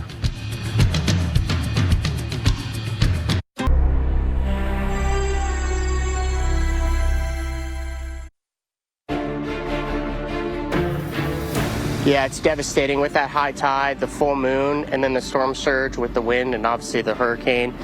We've had significant damage, probably had a foot of water inside the house and around the house, and now we're just we're trying to stabilize the climate in the house, ripping out all the carpet, but we had a lot of family things that we lost. It's not livable currently. It smells, when you guys, when we go in, you can get a whiff of what it smells like, and we're just nervous about the black mold seeping in the walls. And we're just getting the insurance adjusters out here and FEMA and see where we go from there. And we didn't even get the run of we didn't even get the eye. It didn't come through here. All right, real stories that many folks are having to deal with after the aftermath now of Hurricane Idalia. This is Storm Center. I'm meteorologist Chris Bruin. We're following the remnants of Idalia as it moves offshore, plus all the damage that it has left behind in Florida, Georgia, and the Carolinas. Want to start, though, and get straight over to hurricane expert Dr. Rick Knabb on Idalia, still churning off the Atlantic coast, pulling away from North Carolina right now. Yeah, so Chris, we have Idalia now as a post-tropical storm, but interestingly, it is still interacting with a front that's still bringing some breezy conditions and some high water levels to the Outer Banks and the Sounds in North Carolina. But now Bermuda is in play, and we'll have to watch if it stays out to sea or not. Here's the latest track and intensity forecast, and I'll go back. Here's the advisory on what is post-tropical cyclone Idalia. Max winds are still 65, though, so it's still a wind producer moving quickly offshore, but there's a front that it's entangled with, so that's why there's still a little bit of rain on the coast of North Carolina on the northwest side of the system, and that's kind of where the strongest winds of Idalia are. Now, it'll lose its tropical characteristics here for the next couple of days, but then it will regain them in time, we think, for Bermuda. And even if it stays post-tropical, still could be a 50-mile-an-hour system. So there's now a tropical storm watch for Bermuda. And then we'll have to see if it stays out to sea or if it gets a little closer to the northeast or the Atlantic Canada region. Still have a couple feet of saltwater flooding above normally dry ground in that northerly flow on the Sound side near Hatteras. And look at those gusts are still at 30 miles an hour. So it's not like, oh, the whole thing has left and it's gotten calm. It's still rainy and gusty there in eastern North Carolina. And then when you look at the buoys, look at buoy 2 south of the center, which is mostly deep convectionless, but still a good bit of rain. Gusts up to 60 miles an hour. And look at this buoy just offshore of Hatteras, gusting to 49. So the ocean is still getting kicked up quite a bit. Now, it is going to kind of fall into the cold wake behind Hurricane Franklin. So there's a little bit of cooler water out there. But as it gets closer to Bermuda, it gets back to warmer waters. And then it's got warmer than average waters to work with after it moves to the north. This trough will miss it. This trough probably not. And so when you look at this track forecast, that takes us out to 5 days. This is as a tropical storm again. But then what could happen with all of the possible tracks going out to 5, 6, 7 days? Well, you cannot rule out that it comes back in our direction, but maybe it won't be fully tropical anymore. But Chris, we might not be able to say goodbye completely to Idalia for a while. Yeah, it's going to be something we'll be monitoring, certainly, as it kind of just lingers there off the Atlantic coast. We want to go back to Florida right now, where we find meteorologist Mike Seidel. He's standing by in Clearwater. And Mike, you know, sunny day today for the most part. Some isolated storms in the forecast. It looks like you're in Tampa. How widespread was the flooding around the Tampa Bay region? It wasn't very widespread. It was easier, susceptible to the surge. We had a 4-foot surge. We're here at the Causeway at Whiskey Joe's Restaurant, and this is the bay looking over towards 275. Yesterday morning, when we left the second floor to get out of the parking lot, the waves were breaking right about here, and the water was still coming up. So you can imagine the force of the water. It doesn't take much water just to float a car. So this is the outdoor bar, huge tiki structure, which is fine. But the bar basically has been broken into many sections and moved in different places. You can see the lines for the beverages here. So just a big pile of debris. The porta potties over there have been twisted and turned. Some are sideways, which is surprising because there's not much room or space in there. Some of the damage over there, there's a tiki hut over there that's on its side. Some of the tiki huts have floated away, and there's a lot of debris over there, not easy to see against the wall over there, the jetty. So a lot of cleanup. Whoa, look out, I just hit a low spot. A lot of cleanup here. We're going to talk to the general manager of Whiskey Joe's coming up at 5:20 Eastern in about 15 minutes. And we're going to walk around, and he's going to assess the situation with us. And he's been through five of these, Chris. And he's going to talk about, was this the worst one he's been through out of 5 tropical events, coming up here in about 15 minutes on the Weather Channel. Chris? All right, we look forward to that update. Thanks so much, Mike. Let's get a quick update on power outages and some of the recovery forecasts. Florida, again, these outages in northern Florida, while the number has come down, we could see long-lasting outages here across North Florida. Big improvements, though, in Georgia and the Carolinas. A few spotty thunderstorms that could hinder some of the efforts as people are trying to get back in and clear up some of the damage. We've got this lingering front, so flash flooding will be possible, especially around the Big Bend area of Florida, and that's something we'll have to watch for, especially Lake Tallahassee, getting down into Horseshoe Beach, Cedar Key, Steinhatchee. And look at the thunderstorms. Some of these can be relatively heavy and intense. So that's something that we'll watch very closely. All right, well, today, Florida's governor toured the hard-hit city of Cedar Key. And meteorologist Jim Cantori had a chance to talk with him about crucial decisions made to save lives and property ahead of Idalia's landfall. Yeah, we got a chance to talk to the governor today about, well, what he sees. I told him we have to stop meeting like this with these disasters. Let me tell you this, though, because you guys are there and you follow this. This was a good forecast. I mean, I think Ian, there was a lot of bobbling around. Right. I remember being Sunday, Ian hit on a Wednesday just like this hit on a Wednesday. I remember that Sunday for Ian, we were looking at Cedar Key potentially, and it kept being reevaluated south. To the south, right. This one was pretty much within about a 50-mile radius on the Big Bend. That had been locked in for 72, 96 hours in advance. And I think that because the forecast ended up being, these people here, they did take precautions. I mean, people got off the island. We were not getting the frantic 911 calls like we got with Hurricane Ian. Obviously, Ian was a Cat 5, but I think people did heed the warnings, and I think part of it was because that forecast showed that it was going to be in this area, and it ended up coming there. Because of your decisions, especially around COVID, but keeping the state open, your population grew by leaps and bounds. As a matter of fact, Kevin was on the air with us, telling us, 1,100 a day. Yep. Kevin, I think you were getting in.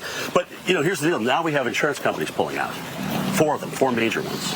Actually, we just did a bunch of reforms. So we have 4 new companies that have come into the market. They're getting hundreds of thousands of policies. We got a 5th company that's on deck that is going to come into the market very soon. And then I think when this hurricane season comes over, I think you're going to see more capital. Part of it is that we're in a period of significant inflation, so it costs more to repair a roof. We had one of the costliest storms in history with Ian, which is not good for the market, of course. Yeah. But then Florida had a system where it was trying to generate a lot of litigation, which it raises the cost. And so we were accounting for almost 80% of all nationwide litigation with only 8% of the claims. So we fixed that. Our market now is more reflective of how other states do it. That's why those 4 companies have come in, and that's why we have another one. And I think when this season's over, I think you're going to see more capital come as well. Is that what trickled down to citizens as well? So what they're doing, so when you have new companies come in, they actually take the policies out of Citizens. So we're depopulating, because Citizens is insolvent. They've had Citizens for decades. If we really got hit in a place that had heavy Citizens, it would not have enough money. So the more depopulation of Citizens, you have stronger private market, but ultimately we want as many companies as possible so people have choices. Governor, instead of just kind of putting stuff back together, wouldn't you like to be the guy who leads in, let's build back better? Let's not put up the same structures. I mean, you just go along the street here where we're at. Well, we know that we need to raise these. But I think that has been the case of what's happened. So, you remember Hurricane Ian, obviously a very damaging storm, but you saw the stuff that had happened since Charlie that had been rebuilt.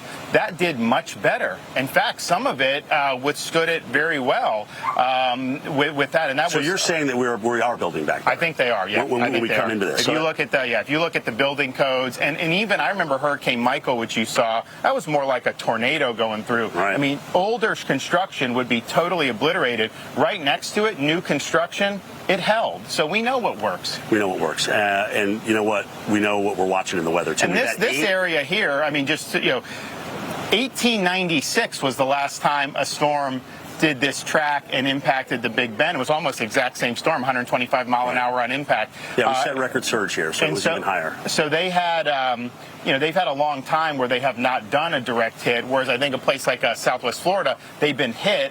And so when they do build back, they build back with an eye to say, let's do. And then in the state of Florida, we've put a lot of grant money in place for some of the public infrastructure so that that's hardened and so that that can withstand some of these storms. We've had 8 major hurricanes come into the Gulf, several in your state, as you know, that you've had to deal with since 2017 alone. And you're talking about Category 3 with big surge, big wind into the Gulf of Mexico here. $200 billion is what it's cost your state.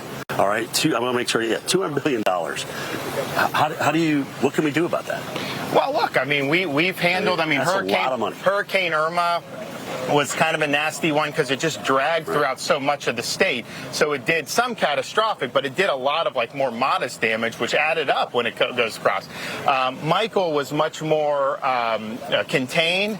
but anything in that pathway got leveled, and I mean that was a really difficult thing. And then I think Ian was, almost at the level of a Michael in terms of when it made the impact, but then it cut across all the middle of the state all the way out, and so that just the point is we're getting more of them, and it's almost like every year you're having to deal with this. Well, I think it'd be interesting though. Like I think you guys look back, look from 1900, 1960. We had stretches in Florida where we got battered a lot, and in fact, the strongest. But we didn't have 1,100 people coming in a day. Well, no, I get it. Back in the 1800s, but the strongest hurricane that we've had is still going back in the 20s, the Labor Day hurricane. We've never had one to match that. So that's just part of it. I think people get that when they come here. You live in California, you could have an earthquake. You live some other place. Here, tropical events are things that are threatened. Right? All these disasters. Yeah. I mean, if you go back and look at the billion-dollar disasters that we've had just in this country, the line is starting to trend up. And I'm talking about trends here. And whether that be 20-year, 30-year, we're seeing trends. Well, I'd things also kicking up. Well, I wanted to ask you, what would a President DeSantis do to better protect the nation against these billion-dollar disasters? Well, I think similar to what we've done in Florida. I mean, I think if you look at how we handle these things, we have the most rapid, effective response anywhere in the country, and it's because we plan for it.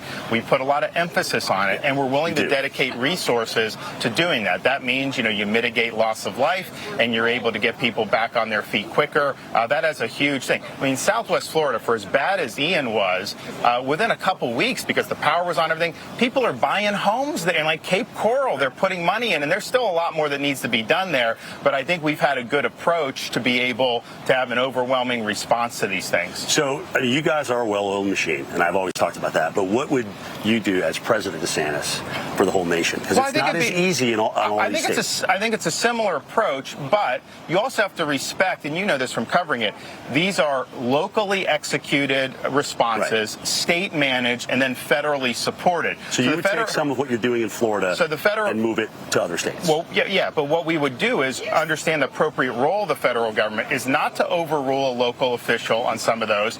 We provide the necessary support. I do think we'd be able to provide some good expertise with some of these because, I'd be coming in as a governor that, as a president, has more experience in dealing with this than anyone that we've had in recent history. So that'll be important. Is there anything that you took as a lesson from Ian that says, okay, you know what, we can help these folks out even faster from that? We learned this.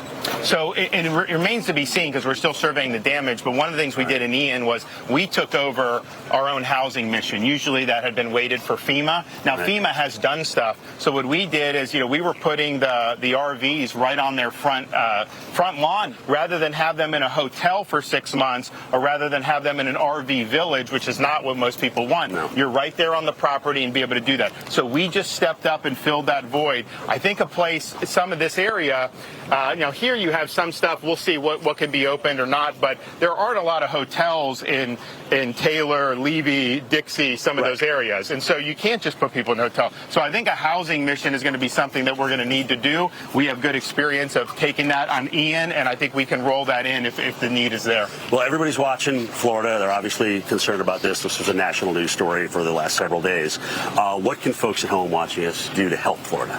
We actually have a disaster relief fund, Florida Disaster Fund.org.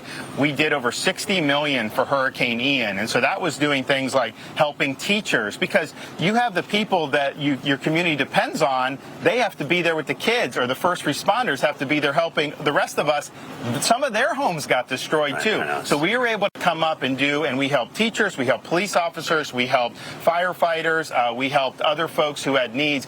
A government bureaucracy is not going to be able to solve every problem. There's going to be things that need to be done. So this disaster fund, they've already had a couple $1 million come in. We'll end up more, and then this way, targeted relief that's flexible for people in these areas. Governor, I know you got a busy day. Hey, thanks for taking the time to talk to us. Thanks so much. Yeah, appreciate it. Appreciate what you guys do. Thank you. Talk to you.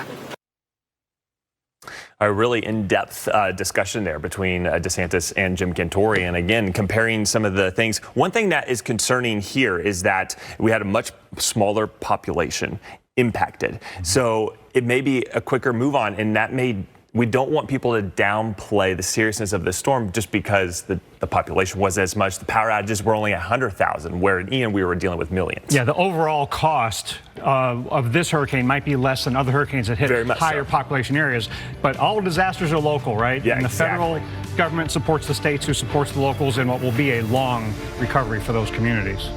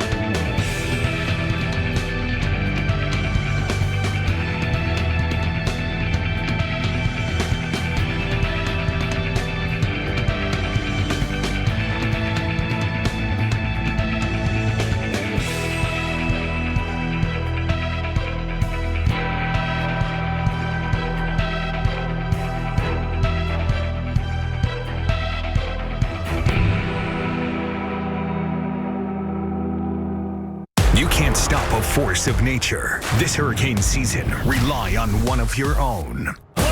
It's a fact. No other news network out there is trusted more than the Weather Channel. This is epic. Trusted to give you every advantage before the storm. Trusted to be there where and when you need us. Trusted to bring you every angle of the storm using landfall cams on our streaming TV app. Absolutely unbelievable. Because America doesn't trust hurricane season to just anyone.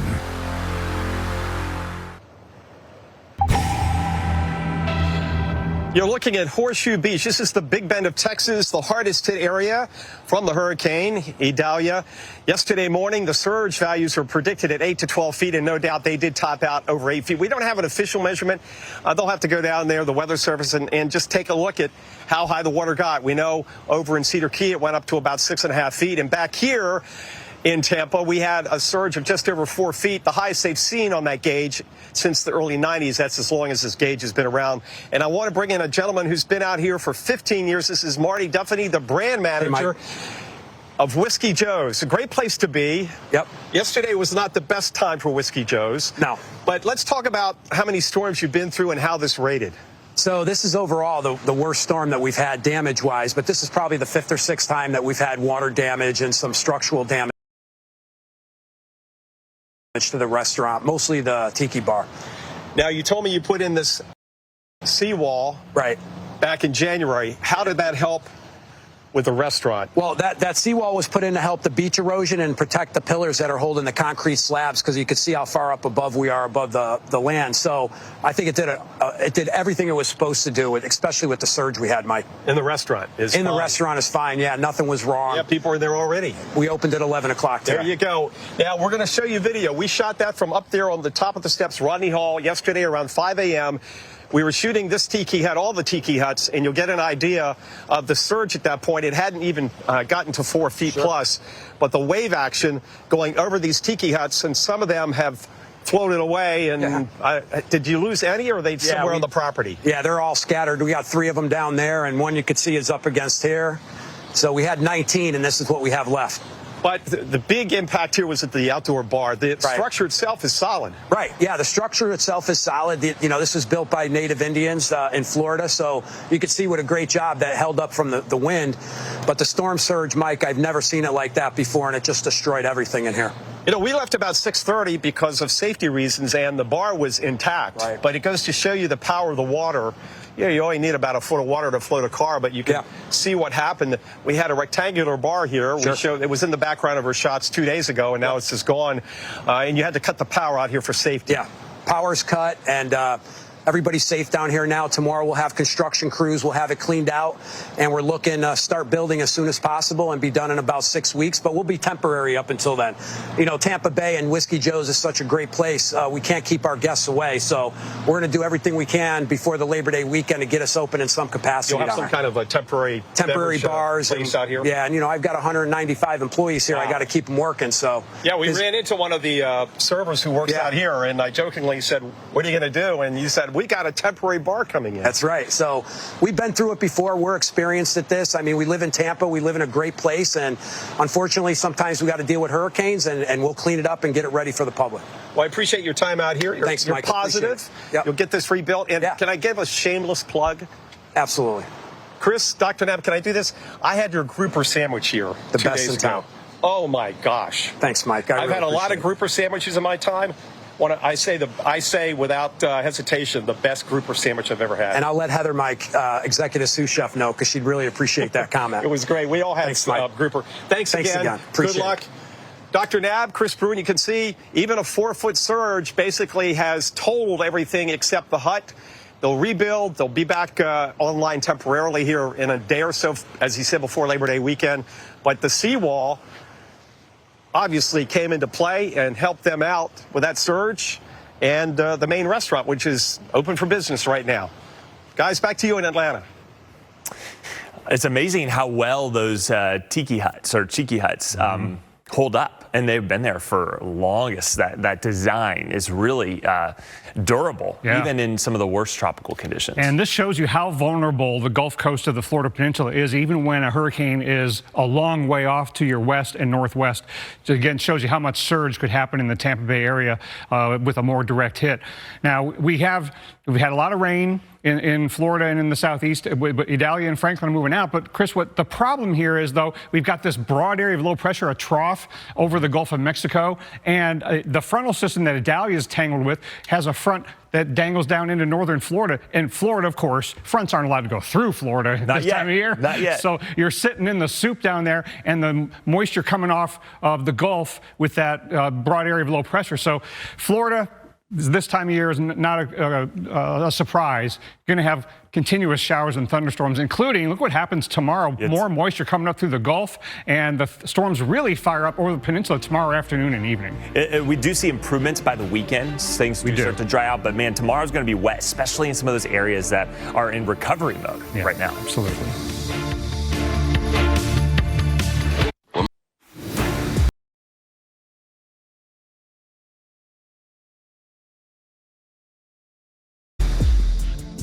I want to get you caught up on what we know this hour in the aftermath of Idalia. Power outages remain a big concern, with more than 180,000 customers in the dark across Florida, Georgia, and the Carolinas.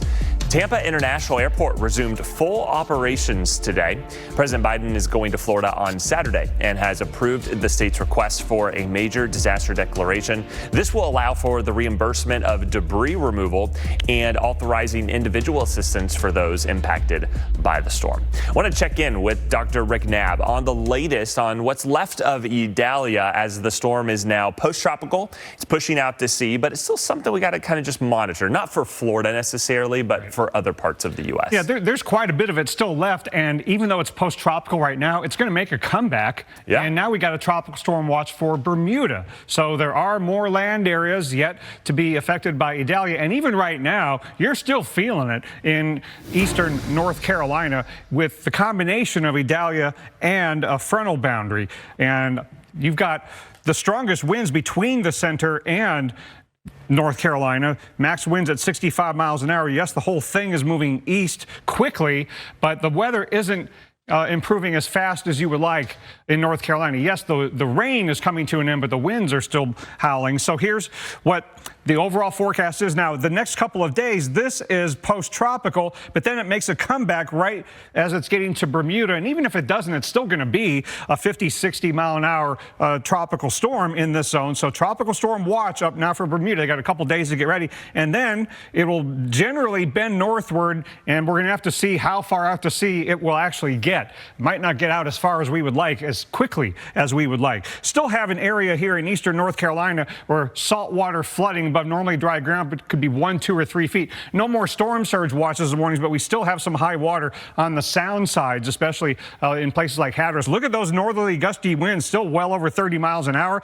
and the buoys are still showing quite a bit of wind just offshore, even 60 miles an hour on the south side. But this is moving east.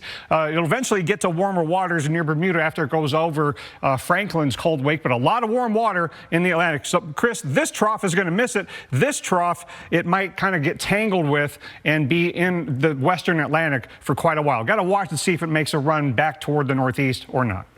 All right, well, coastal communities from the Gulf Coast of Florida to the beaches in North Carolina experience flooding from Idalia. This is what folks had to deal with in Ocean Isle Beach, North Carolina, yesterday.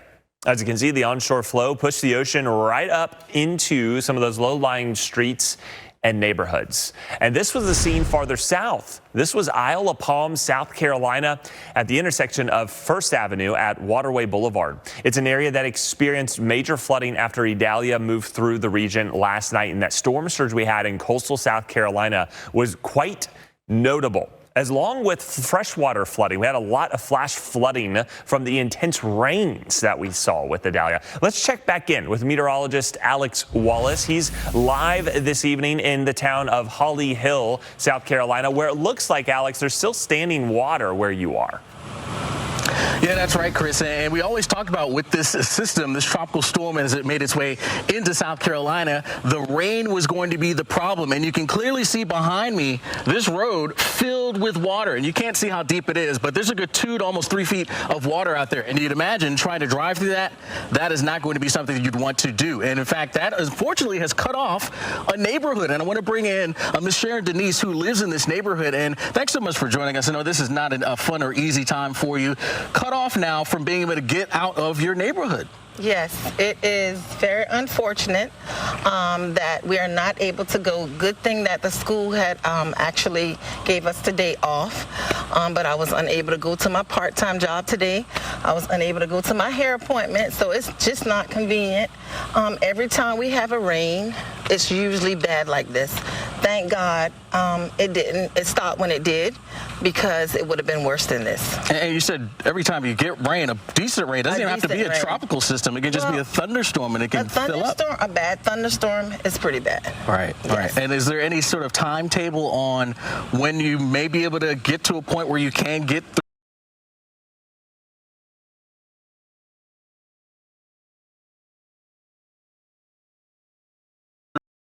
So I'm going to have to call somebody and let them know I'm not going to be able to drive my car through there.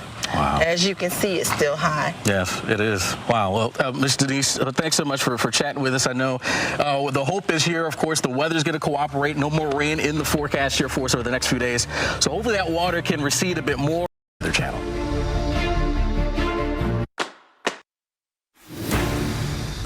Cedar Key, Florida, is a flurry of activity right now while this town works very hard to clean up. Remember, more than 6 feet of storm surge inundation, bringing in mud, sediment, and all first-floor ground-level properties, unless they were up at elevation, up on a hill, were underwater, at least for a little while, with as much as 6 feet or more of water in them coming in off the Gulf. That causes problems, including for coffee shops and businesses. The Daily Grind has a small army of people helping to clean out, bring things out, try to salvage what they can.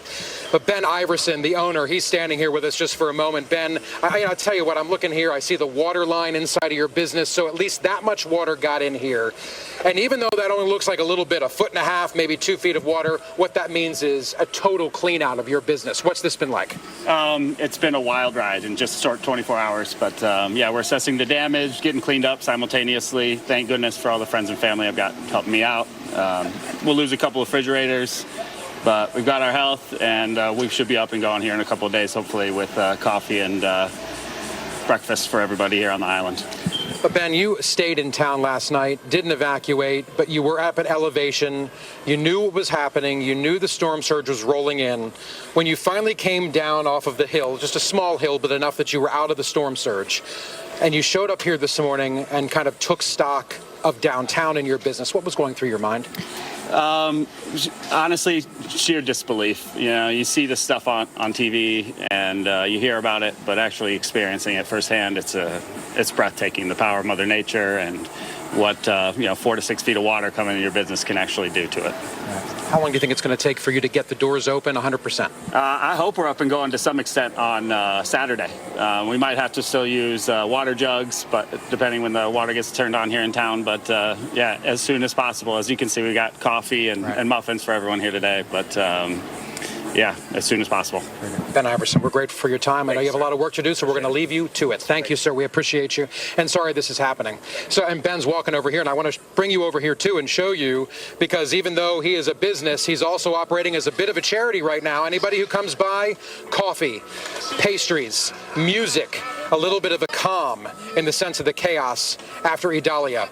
That's what small towns do, and that's what people do. Remember, as I always say on the Weather Channel, people helping people will make all of this better. In Cedar Key, Florida, Justin Michaels, the Weather Channel. All right, well, we want to take a closer look at Idalia's track as the storm made its way across Florida and then into Georgia and then into the Carolinas. Yeah, and here's a look at the storm's impact on the west side of Florida in Cedar Key.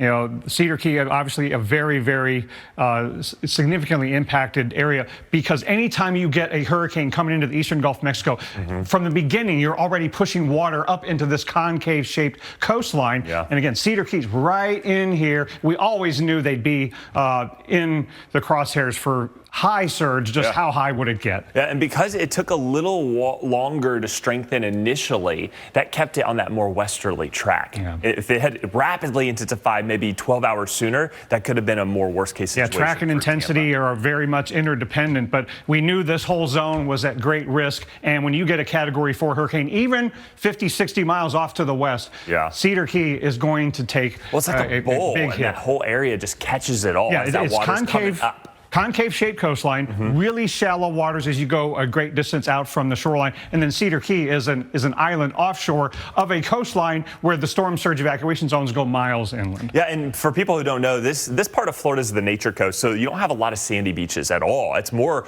marshy and landscape. A lot of times those barrier islands are protective, so the water can't penetrate super far. Here, it can go quite inland because it's very low-lying elevation for several miles. Absolutely, and then we had a really big wind event, not just at the coast, but inland as well. And look at the western and northwestern side of that eye wall, and this is the zone where Perry, Florida is. Yeah, I mean, that was probably from the wind aspect. They took the brunt, Taylor and then Madison County, just to the north. But look at this, and you're dealing with, large pine trees as well as massive live oaks in wind gusts that were easily near 100 miles per hour. Yeah, and this is the kind of thing that we saw coming.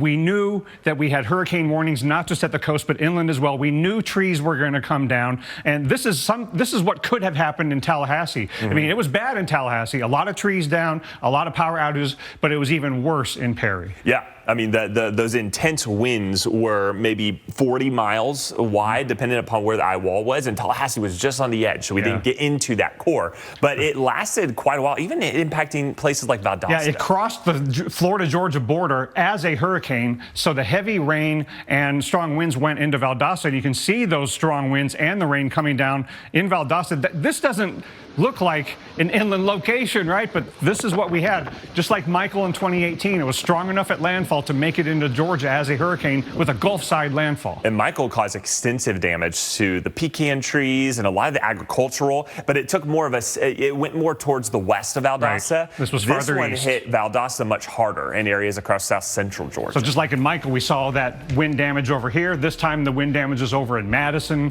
Florida east of Tallahassee along I-10. All those trees came down. Yeah, and extensive power outages that may take days to restore.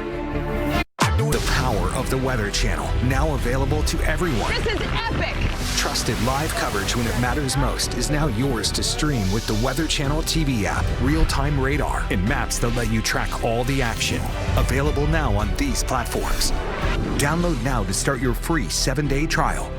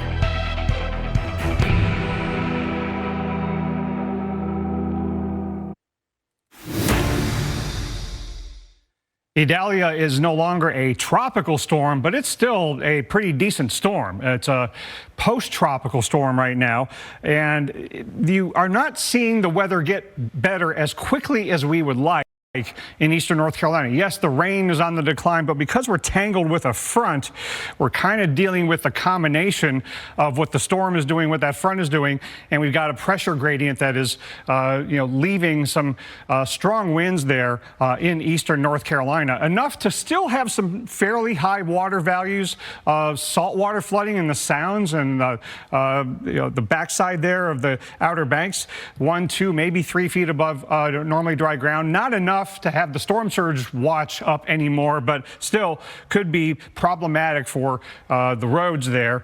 And that will continue for a little while these northerly winds are still gusting over 30 miles an hour in places like Kill Devil Hills and Virginia Beach and Hatteras. So it's not great weather, but it's certainly better than what you're getting here, especially on the south side of this mostly convectionless low. But it is not tropical right now, but Bermuda heads up because this is probably going to regain its tropical characteristics after it goes over the relatively cool water wake of Hurricane Franklin. The waters get warmer as we get out close to Bermuda.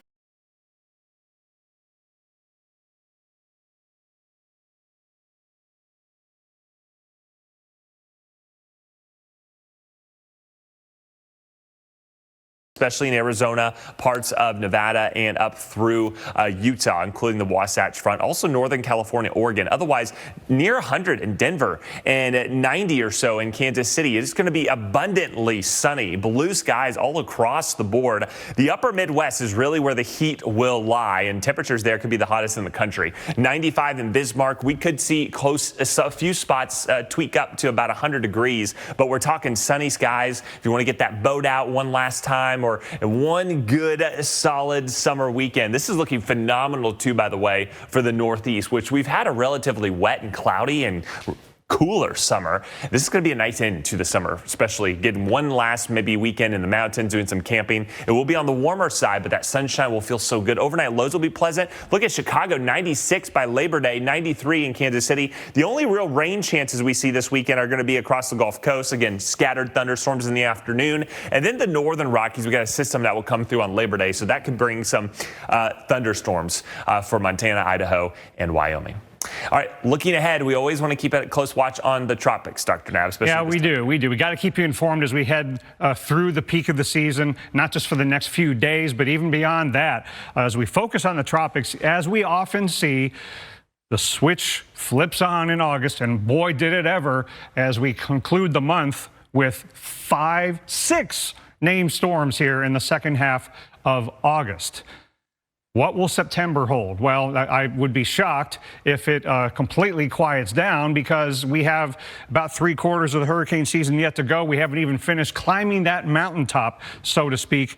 The climatological peak of the peak is about 10 days away, and you know how busy September and October can be. September was when Ian hit. October was when Michael hit. So this is certainly, unfortunately, just kind of the beginning stages of the season. So what's going on out in the tropics? There's a lot of circles on this map, but the good news for the U.S.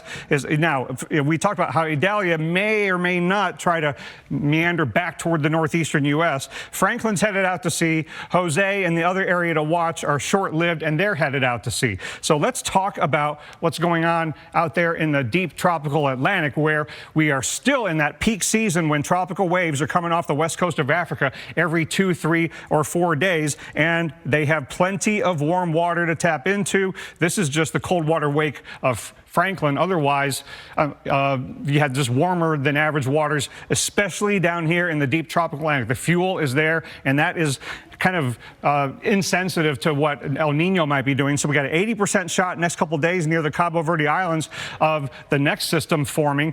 It's going to be going a little bit north, but the next tropical wave, as we get into next week, at least at the moment, just a 20% chance of development, but we have to watch it beyond that. So here's our 80% system. That's going to stay pretty far to the north, but here comes that next tropical wave, and this is still the peak of the season, main development region. That could be a developing storm, maybe even hurricane, into the central Atlantic into next week. Another one behind that. Yeah, it's devastating with that high tide, the full moon, and then the storm surge with the wind and obviously the hurricane. We've had significant damage, probably about had a foot of water inside the house and around the house, and now we're just we're trying to stabilize the climate in the house, ripping out all the carpet, but we had a lot of family things that we lost. It's not livable currently. It smells, when you guys, when we go in, you can get a whiff of what it smells like, and we're just nervous about the black mold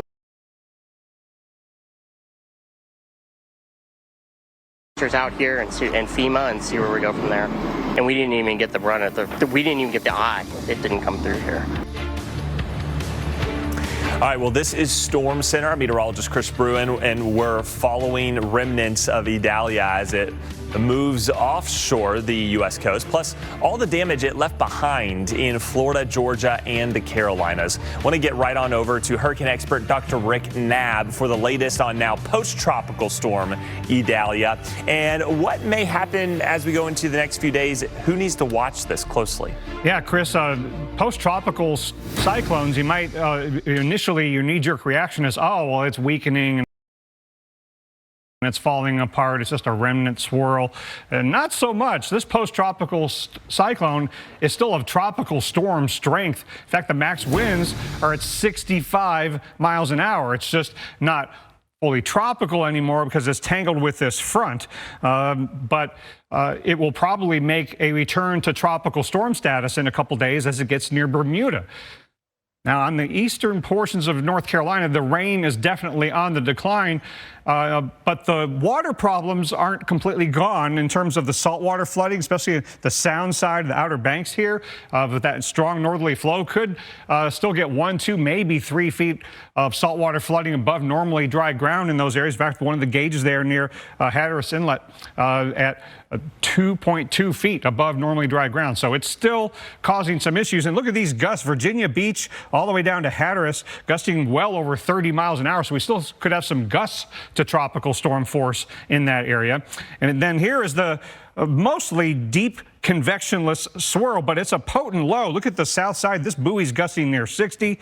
This buoy's kind of getting into the middle of it. So this is still a tropical storm strength system. It's just not tropical for the moment, because here's Bermuda, where there's now a tropical storm watch, and the Hurricane Center is going to keep writing advisories on Idalia, because remember, post-Sandy, we have that option to continue advisory.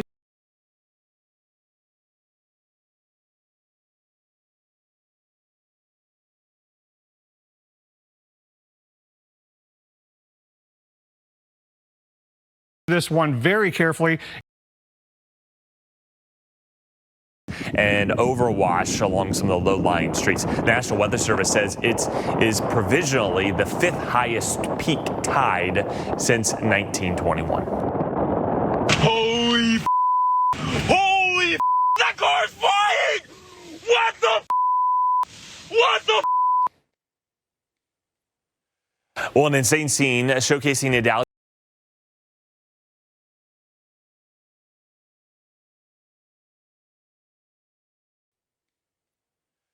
Well, an insane scene showcasing Idalia's strength. This was a reported tornado that lifted this car along a highway in Goose Creek yesterday. That's outside of Charleston. You can hear the person recording this video totally freaked out as it flies into oncoming traffic. Quite a scene. You can